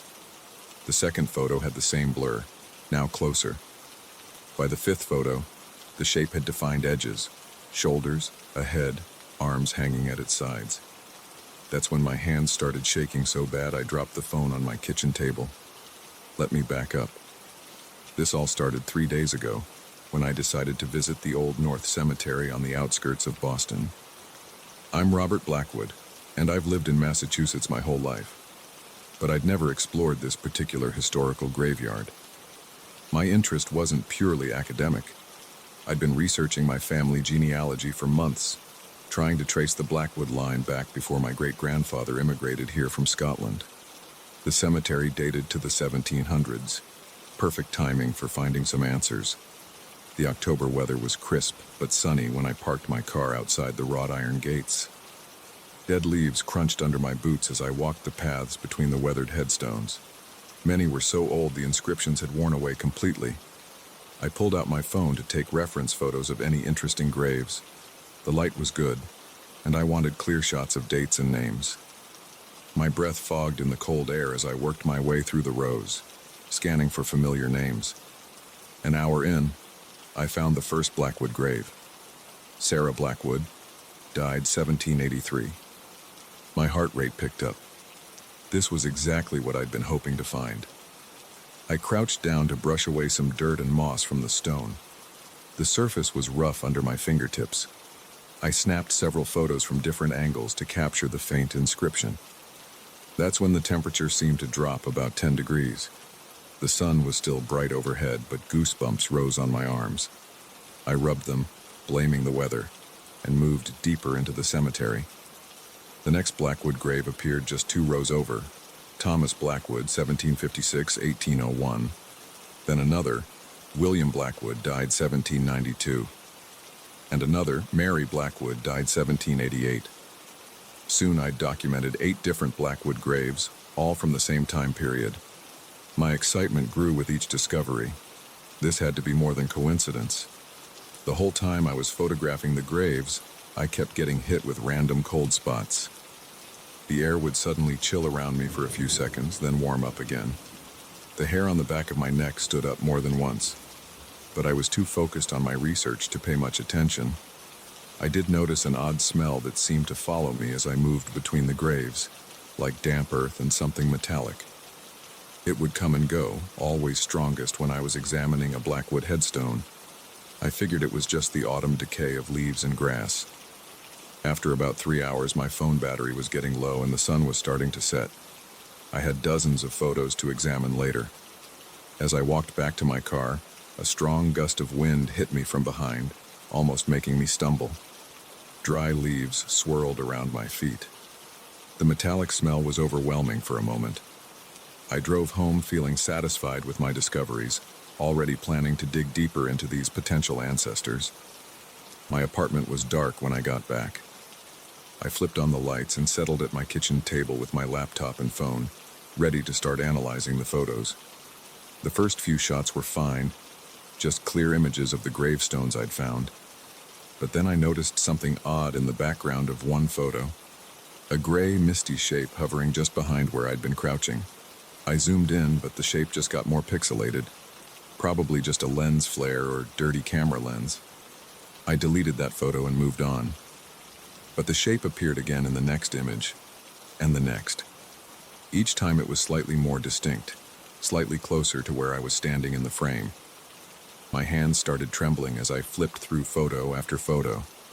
The shape developed definition. It looked vaguely human-sized with what appeared to be a head and shoulders. No clear facial features, just darkness where a face should be. But the form was unmistakable. Someone or something had been standing behind me as I photographed those graves. I slammed my laptop shut and paced my apartment, trying to calm my racing heart. My palms were sweating. I told myself there had to be a logical explanation. Maybe someone else had been in the cemetery and I just hadn't noticed them. Maybe it was a trick of the light or a problem with my phone's camera. But I knew I'd been alone out there. I would have noticed another person following me around for 3 hours. And the shape wasn't consistent with a living person. It was too blurry, too insubstantial. In some photos, it seemed to be partially transparent. I forced myself to sit back down and look through the rest of the images. The figure appeared in every single photo I'd taken of a Blackwood grave, always behind me, always slightly closer than in the previous shot. In the final photo I'd taken before leaving, it was standing directly behind my right shoulder, one gray arm slightly raised as if reaching toward me. My phone buzzed suddenly on the table and I nearly jumped out of my skin. Just a text from my sister asking about weekend plans. My hands shook as I typed a reply. I needed to think about this rationally. I opened my laptop again and started researching the names from the gravestones. County records showed that a large group of Blackwoods had indeed lived in the area in the late 1700s. They'd come over from Scotland in 1755, settling in Massachusetts. But the records were spotty. I couldn't find death certificates or clear family connections. The smell of damp earth and metal filled my nostrils suddenly. My apartment was warm, but goosebumps rose on my arms. The lights flickered once, twice. I sat perfectly still, barely breathing. Something moved in my peripheral vision, just a quick shadow passing by the kitchen doorway. I whipped my head around but saw nothing. My heart was pounding so hard I could feel it in my throat. I spent the rest of the night with every light in the apartment blazing, jumping at every little sound. Sleep was impossible. Around dawn, I finally dozed off on the couch, laptop still open on my chest. I woke to gray morning light and a stiff neck. Nothing seemed out of place in my apartment. I almost convinced myself I'd overreacted to some bad photos. Then I checked my phone.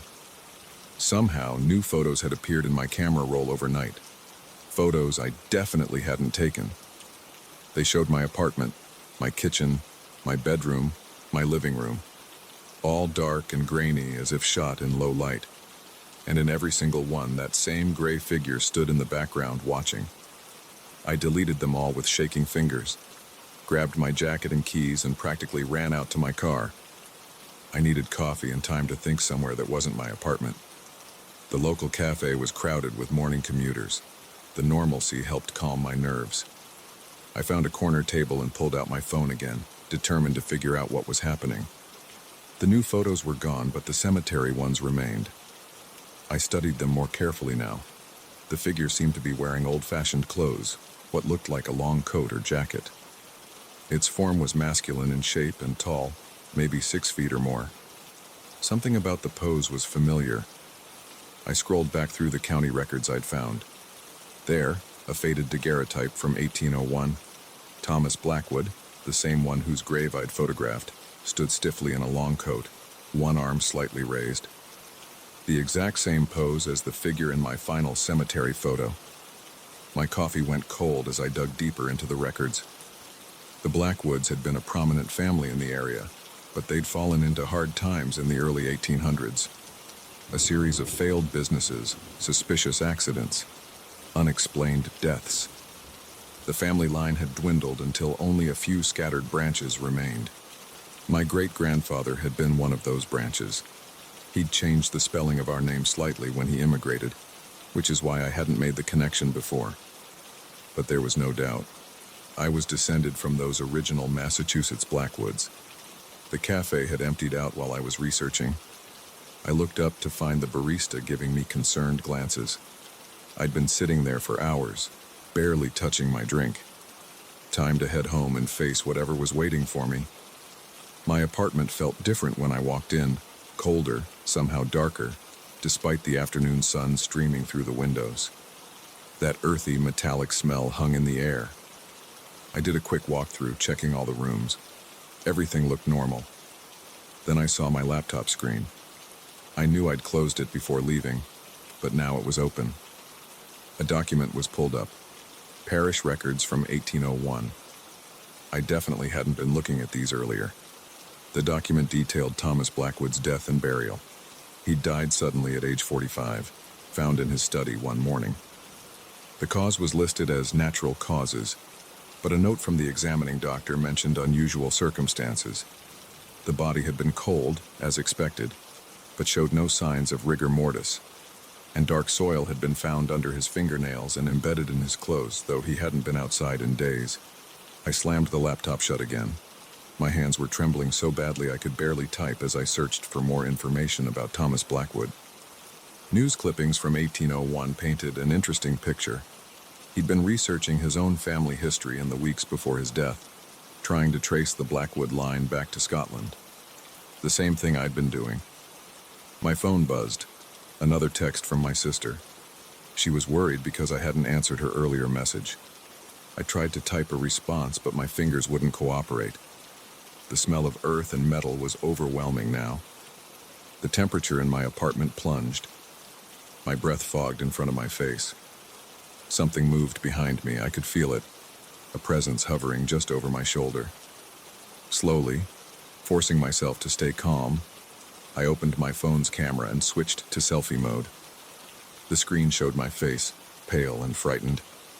And behind me, perfectly clear now, stood Thomas Blackwood. His clothes were dark with grave dirt. His face was gray and sunken, but his eyes were sharp and aware. One hand reached toward my shoulder. I dropped the phone and ran, grabbed my keys and bolted out the door, down the stairs, out to my car. I drove straight to my sister's house in the suburbs, hands white-knuckled on the steering wheel the whole way. She took one look at my face and pulled me inside. I told her everything, showed her the photos. She believed me. She's good like that. Said I could stay with her as long as I needed. But I knew it wouldn't help. Thomas Blackwood wasn't tied to my apartment. He was tied to me, to our shared blood. He'd followed me here. I could smell the grave dirt, feel the cold spots moving through my sister's warm house. I'm writing this all down now so there's a record. I don't think Thomas means to harm me. I think he's trying to tell me something about our family, something he discovered in his own research 200 years ago. Something important enough that he's broken through death itself to pass it on. Tonight I'm going back to that cemetery, back to his grave. He's been trying to lead me there all along, I realize that now. Whatever secrets the Blackwood family holds, whatever Thomas discovered that was worth dying for, the answers are waiting for me there. I just hope I'm ready to learn them. My sister's trying to talk me out of it. Says it's crazy to go back there, especially at night. She's probably right. But the pull is too strong to resist now. Thomas is waiting by the door, patient but insistent. Time to go face my family history, whatever it might be. I'll update this account when I can, if I can. If you're reading this and you've got family research of your own to do, maybe think twice before digging too deep into the past. Some things are buried for a reason. The smell of grave dirt is stronger now. Thomas is getting impatient. Time to go.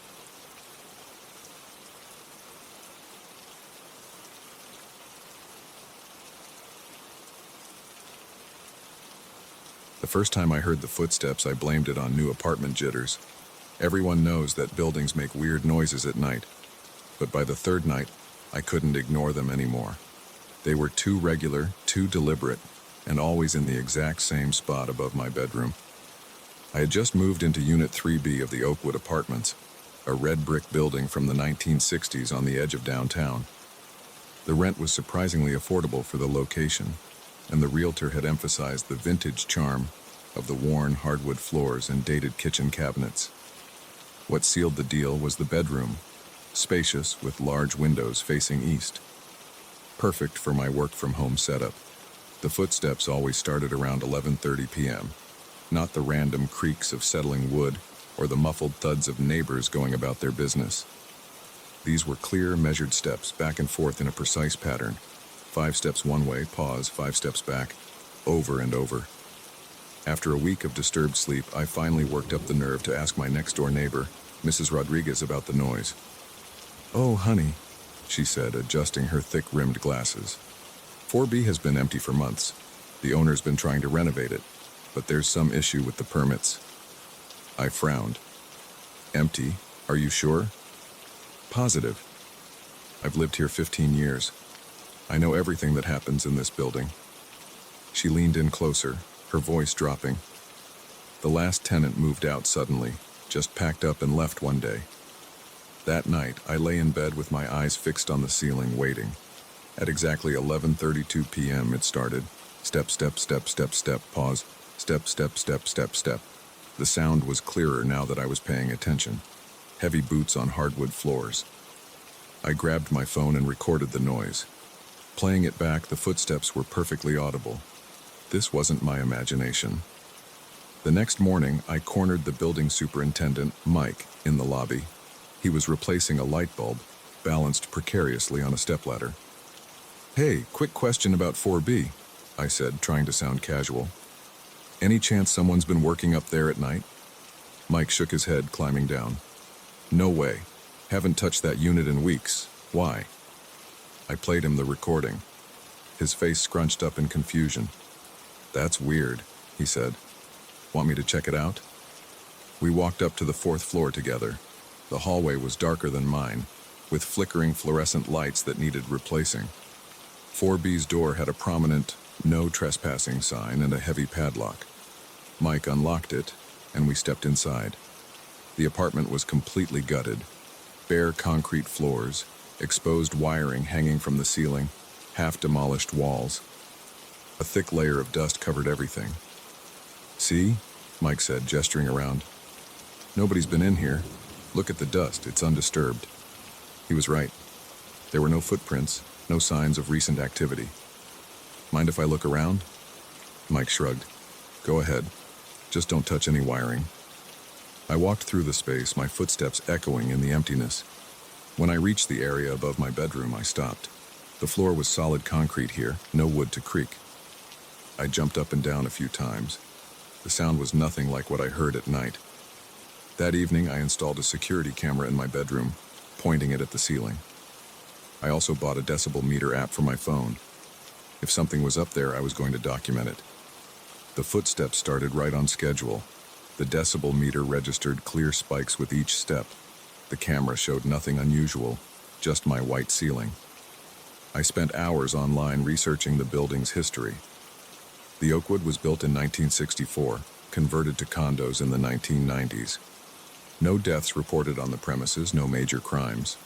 The property records showed a string of short-term owners for 4B over the past 5 years, none staying longer than 8 months.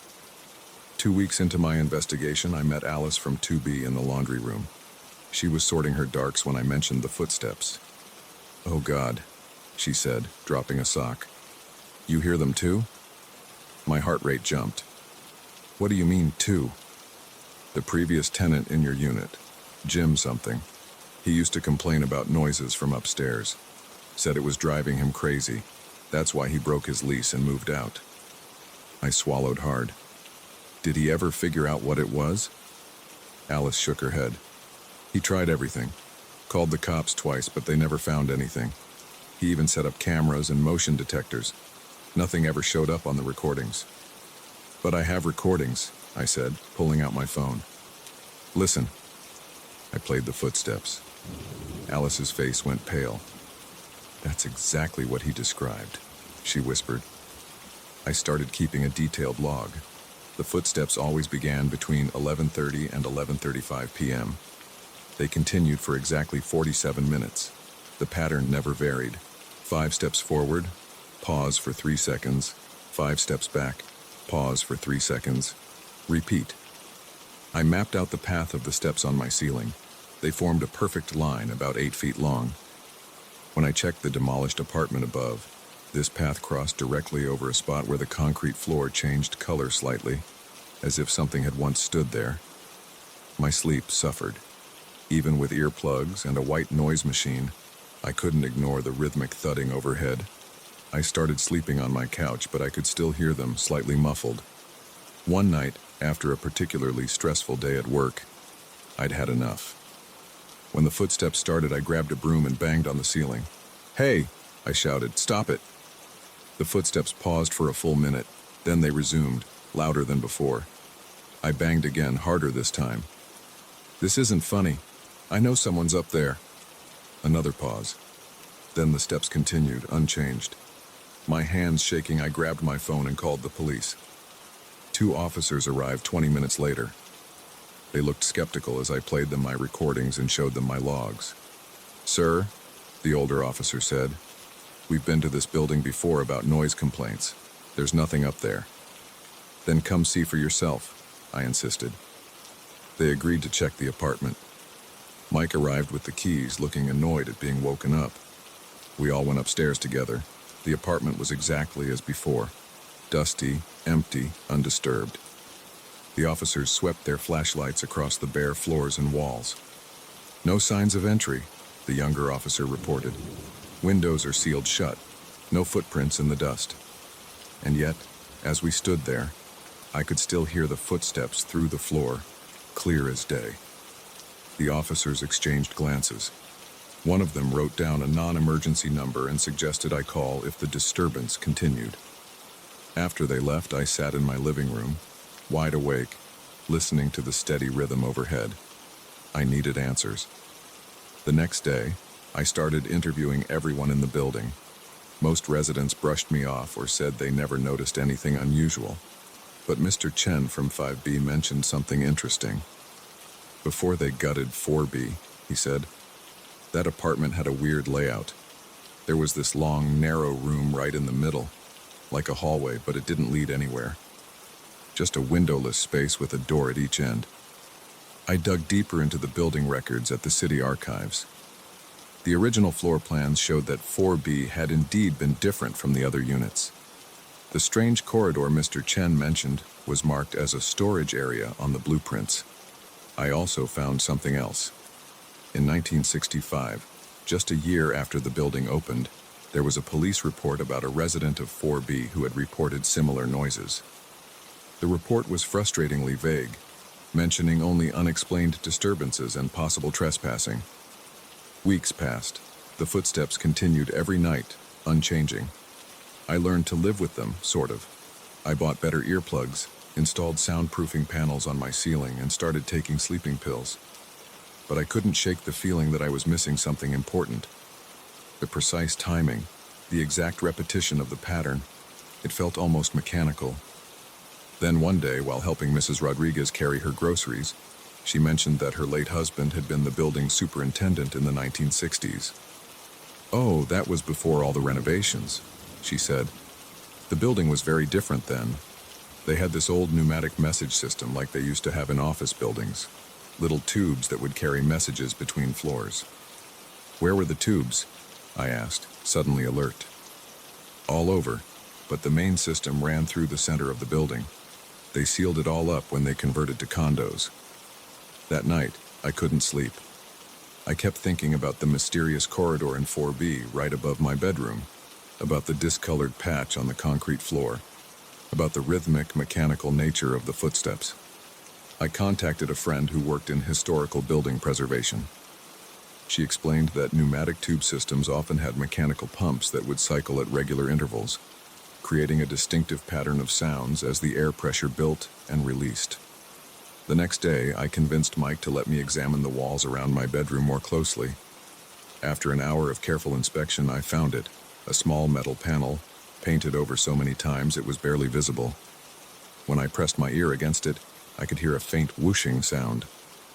An old pump sealed behind the walls during renovation, still cycling every night. The sound traveled up through the remnants of the tube system, amplified by the empty space above, creating the illusion of footsteps. I hired an engineer to confirm my theory. He found the ancient pump mechanism, still running on its original timer, moving back and forth on its track every night at 11:30. The building's electrical system had somehow kept it powered all these years. Mike had the pump removed the following week. The footsteps stopped. I still live in 3B. Sometimes at night I catch myself listening for those familiar steps. The silence feels strange now, almost too quiet. But I sleep better, knowing that the mystery above my bedroom wasn't something supernatural or sinister, just a forgotten piece of the building's history, marking time in its own steady rhythm. Mrs. Rodriguez told me recently that other residents over the years had reported similar noises, but no one had ever tracked down the cause. They'd all either learned to live with it or moved out. I kept all my recordings and logs.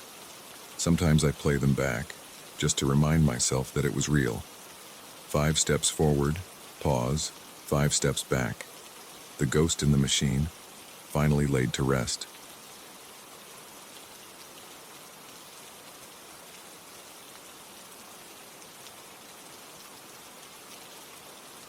The buzzing wouldn't stop. Not the usual kind from fluorescent tubes, but a deep, persistent hum that seemed to come from inside the walls themselves. I noticed it my first day at Hamilton & Associates law firm, standing in my new office on the 3rd floor of the Blackwood building. The source? A plain desk lamp in the corner, its light cutting through the darkness even though I hadn't touched the switch. I'm John Marshall, and after 15 years of grinding away at corporate law firms in Chicago, I'd finally landed a partner position at this smaller firm in Portland, Maine. The salary wasn't as impressive, but neither was the cost of living. Plus, I needed the change. Divorce has a way of making you want to start fresh. The morning started normally enough. Sandra from HR showed me around, handed me the keys, and left me to settle in. The office was bigger than I expected. Corner unit with windows on 2 sides and enough space for a meeting table besides my desk. Previous tenant had good taste in furniture too. Solid oak desk, leather chair, and that lamp. Brass base with a green glass shade. Classic lawyer's office stuff. I tried the lamp switch. Nothing happened. The light stayed on, steady and bright. I checked underneath. No switch there either. Following the cord to the wall, I unplugged it. The light didn't even flicker. Weird, I muttered, plugging it back in. Must be some kind of backup battery system. Made a mental note to ask maintenance about it later. That first day passed in the usual new job chaos, setting up my computer, meeting colleagues, reviewing case files. By the time I looked up, it was past 8, and the office had emptied out. The cleaning crew had already come and gone. Through my window, I could see other buildings going dark as businesses closed for the night. I gathered my things, ready to head home. That's when I heard it. A voice, soft but clear, coming from the corner where the lamp stood. And then the judge said, I froze. The voice was female, elderly maybe, speaking as if in the middle of a conversation. I walked closer to the lamp, and the voice got clearer. Objection sustained, of course. Thompson nearly fell out of his chair. My heart pounded. I'm not usually the jumpy type, but something about this wasn't right. The voice seemed to be coming directly from the lamp itself, or maybe from the wall behind it. I reached for the base, planning to move it away from the wall. The moment my fingers touched the brass, the voice stopped. The metal felt warm, warmer than it should have been from just a light bulb. I quickly pulled my hand back. The next morning, I asked Sandra about the previous tenant. Her usual cheerful expression faltered. Oh, you mean Mrs. Abernathy? Sweet lady, excellent attorney. She was here for almost 30 years before retiring last spring. Did she mention anything unusual about the office?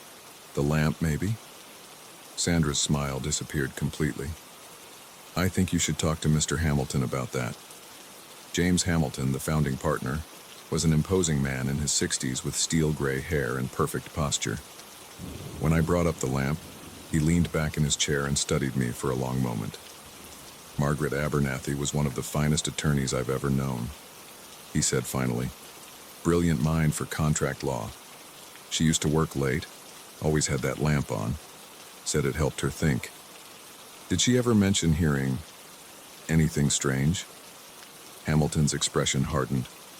John, let me be direct. That office has some quirks. The previous two attorneys we tried to place there after Margaret left requested transfers within a week, claimed they heard voices at night, said the lamp wouldn't turn off. Nonsense, of course. But if you'd prefer a different office... No, I said quickly. Maybe too quickly. No, the office is fine. I was just curious about the lamp's unusual wiring. That night I stayed late again, this time on purpose. The cleaning crew came and went. One by one, the other offices went dark. I sat at my desk, pretending to work while watching the lamp from the corner of my eye. At exactly 9:47 p.m., it started. The witness was clearly lying. Anyone could see that. The same elderly female voice from before, telling what seemed to be a story about an old case. I sat perfectly still, barely breathing, and listened. But you see, I had the documentation right there. All those receipts he'd tried to hide. The look on his face when I pulled them out. The voice chuckled, warm and satisfied. It wasn't threatening or ghostly. It sounded exactly like an experienced lawyer sharing war stories with colleagues. I grabbed my phone and started recording. The voice continued for exactly 17 minutes, describing in detail how she'd caught a witness in a lie during a corporate fraud case. When I played back the recording, there was nothing but static. Over the next few weeks, I developed a routine. I'd stay late, wait for the voice to start, and listen to the stories. They were always about cases, some fascinating, some mundane, but all told with the same warm enthusiasm. Sometimes there were other voices too, asking questions or laughing at the punchlines. I never heard them as clearly as the main voice, though. During the day, I did some digging. Margaret Abernathy had indeed been a legend in Portland legal circles. Specialized in contract law, never lost a major case. She'd retired to Florida 6 months ago, but the interesting part was why. Her doctor had diagnosed early-stage dementia. She'd wanted to step down while she could still handle her cases competently. The lamp stories continued every night, always starting at exactly 9:47. Sometimes they'd go on for hours. I started taking notes, writing down names and case details. Most of them checked out in public records. The woman telling these stories definitely knew her stuff. One night, about 2 months in, something changed. I was listening to a particularly interesting story about a contract dispute between fishing companies when suddenly, the voice stopped mid-sentence. The lamp flickered, the first time I'd ever seen it do that. "Hello?" the voice said, different now, confused. "Is someone there?" My throat went dry. Until now, it had been like listening to recordings. This was different. "Yes," I said, my voice shaking slightly. "I'm here." Silence for a long moment. Then, "You're in my office." "It's my office now, Mrs. Abernathy. I'm John Marshall. I took over your cases." Another long pause. "Oh yes, of course. I retired, didn't I? Sometimes I forget." My hands were trembling. "Your stories. I've been listening to them. They're fascinating. The Harriman fishing case." "Oh," she sounded delighted. "That was a tricky one. Did I tell you about the clause in Section 7 that changed everything?" "Not yet." "Well then, let me start from the beginning." And just like that, we started talking. Really talking. Not just me listening to old stories. We discussed cases, legal strategy, judges we both knew. Her mind was sharp as ever when it came to the law, even if she sometimes seemed confused about other things. This went on for months. Every night at 9:47, the lamp would come alive with Mrs. Abernathy's voice, and we'd talk shop. She was an incredible mentor, teaching me tricks about contract law that you'd never learn in law school. My case success rate soared. I never told anyone else about our conversations. How could I? But I did track down her address in Florida and sent her a letter, thanking her for her indirect mentorship and letting her know how her old cases were doing. Her daughter wrote back saying her mother was too ill to respond but had smiled when the letter was read to her. The next night, Mrs. Abernathy's voice was quieter than usual. "I got your letter," she said. "My daughter read it to me. I don't remember our conversations, John. The doctors say I'm losing more memory each day, but I'm glad I could help, even if I don't remember how. You've helped more than you know, I told her. The lamp, she said suddenly. I bought it my first day here 40 years ago. Always helped me think. When I started having trouble remembering things, I'd work late, talking through old cases to keep them fresh in my mind. The lamp was always there, listening. After that night, the voices changed. They became less frequent, more fragmented. Sometimes Mrs. Abernathy would start a story only to trail off, confused. Other voices I'd heard in the background began to fade. 6 months later, I received another letter from her daughter. Mrs. Abernathy had been moved to a specialized care facility. She no longer recognized family members and rarely spoke. That night, I sat in my office, watching the lamp. 9:47 came and went in silence. The lamp stayed on, as always, but there were no more voices, no more stories. It's been 2 years now. The lamp still won't turn off, but it's just a lamp now. Sometimes, when I'm working late, I could swear I hear a faint whisper, like someone trying to remember a story. But maybe that's just my imagination. I won't ever move the lamp. It stands in its corner, shining steadily, a testament to 40 years of legal brilliance. Sometimes new clients ask about it, wondering why I keep such an old lamp that I never turn off. Good light for thinking, I tell them. And it is. That's the thing about law. It's all about preserving things. Contracts, precedents, memories. Sometimes they're preserved in documents, sometimes in court records, and sometimes, just maybe, in the warm glow of an old desk lamp that never stops shining. I still work late most nights. And sometimes when the office is quiet and the lamp's glow fills the corner, I tell my own stories to it, just in case someone, someday, needs to hear them.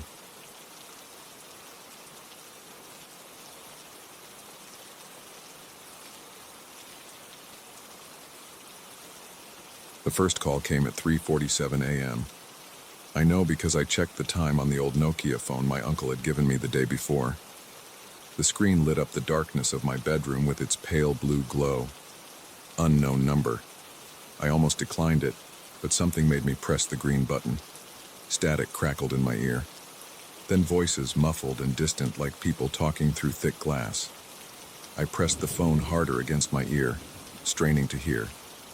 The storage unit on Marshall Street. A man's voice broke through the static. Check the back corner. My stomach tightened. I had a storage unit on Marshall Street, Unit 217, where I kept boxes of stuff from my divorce that I couldn't fit in my apartment. I'd never told anyone about it. Hello? I said. Who is this? The line went dead.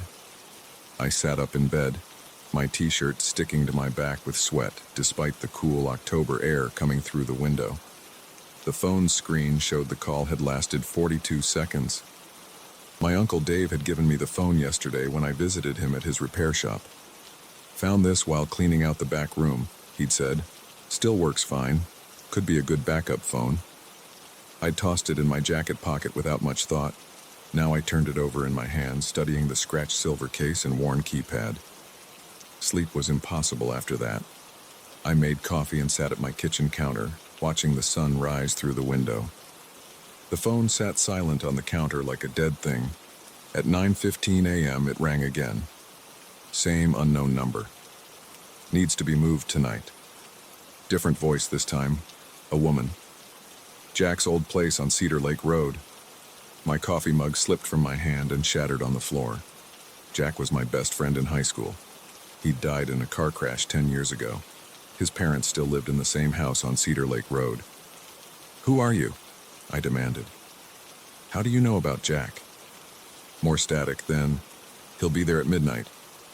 Click. My hands shook as I cleaned up the spilled coffee. This had to be some kind of prank. But who would know about both my storage unit and Jack? And why use this old phone to contact me? I drove to my uncle's repair shop, weaving through morning traffic. The closed sign hung in the window.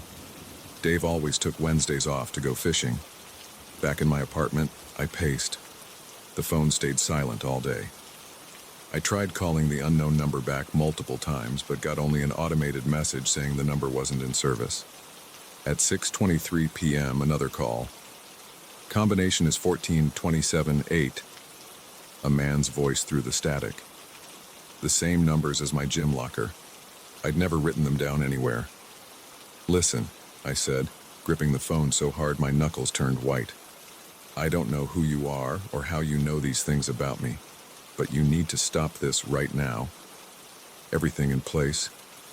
More voices in the background, overlapping. Time running out. The call ended. I threw the phone across the room. It bounced off the wall and landed on the carpet, undamaged. At 11:30 p.m., I got in my car. I told myself I was crazy for doing this, but I had to know. The streets were almost empty as I drove to Marshall Street Storage. The security gate was locked, but I had the code.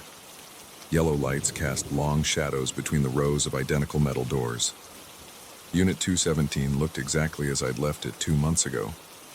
I unlocked the padlock and rolled up the door. The beam of my flashlight revealed stacked boxes, old furniture, framed photos still wrapped in bubble wrap.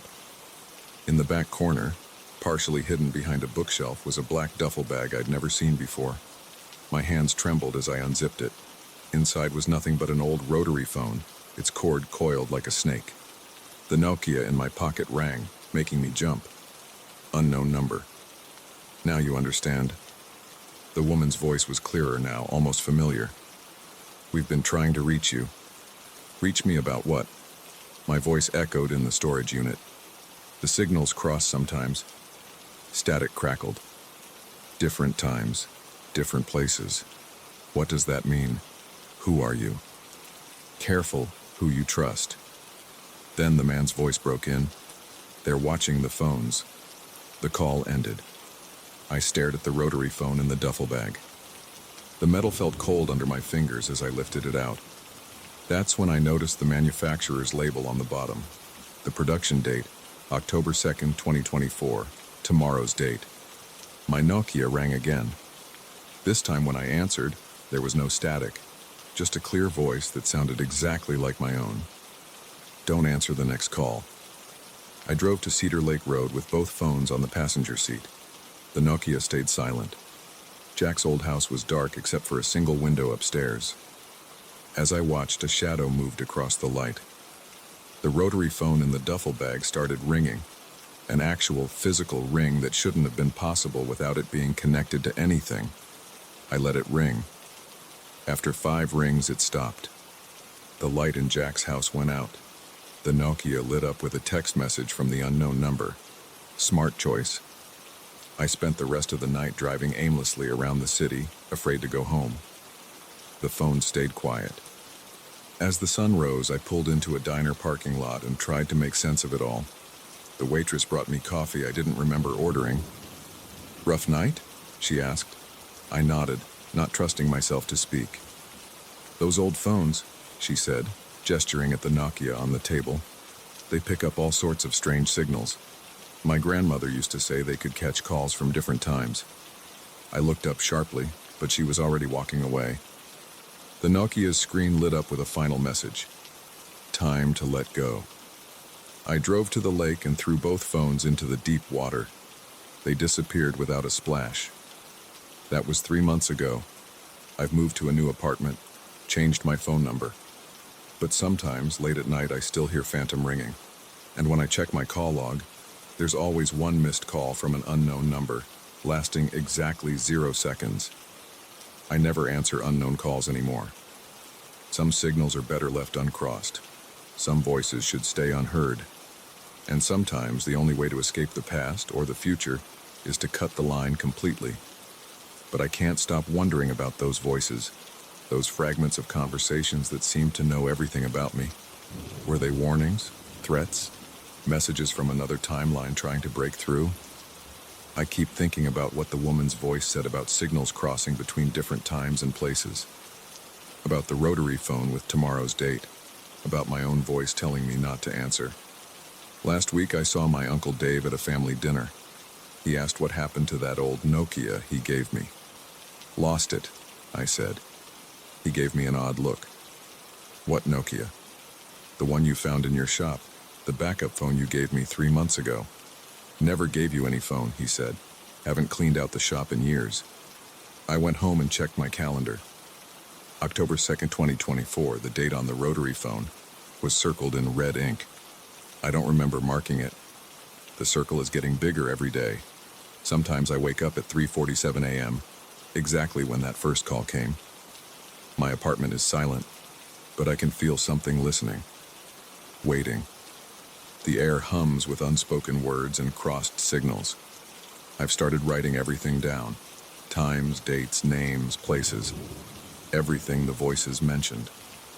There are patterns I can almost see, connections just beyond my grasp. The storage unit, Jack's house, my gym locker combination.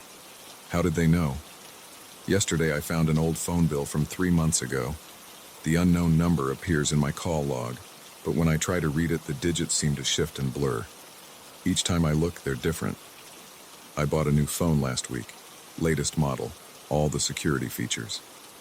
But sometimes the screen flickers just for a second and shows that pale blue Nokia interface. When that happens, I can hear static building in the background, like a wave about to break. I've stopped keeping phones in my bedroom. They migrate there anyway, no matter where I leave them. Every morning I find them on my nightstand, arranged in a perfect circle. The waitress from the diner works there every morning except Wednesdays. I've gone back a few times, tried to ask her about what she said regarding her grandmother and phones catching signals from different times, but she always seems to disappear right when I'm about to bring it up. The last time I was there, I saw her talking on a silver Nokia, identical to the one I threw in the lake. I haven't been back to the storage unit, haven't driven down Cedar Lake Road. Some doors are better left closed. Some calls are better left unanswered. But the signals are still crossing, the lines are still open. And somewhere, in some time, a phone is ringing with my number on the screen. I've started carrying a watch instead of checking my phone for the time. It's an old analog model that doesn't need batteries. It runs perfectly, except it always stops for exactly 42 seconds at 3:47 a.m., the duration of that first call. The phone company says my current number has been in service for exactly 3 months, since the day I threw the phones in the lake. But they can't tell me who had it before me. The records show it's never been assigned to anyone else.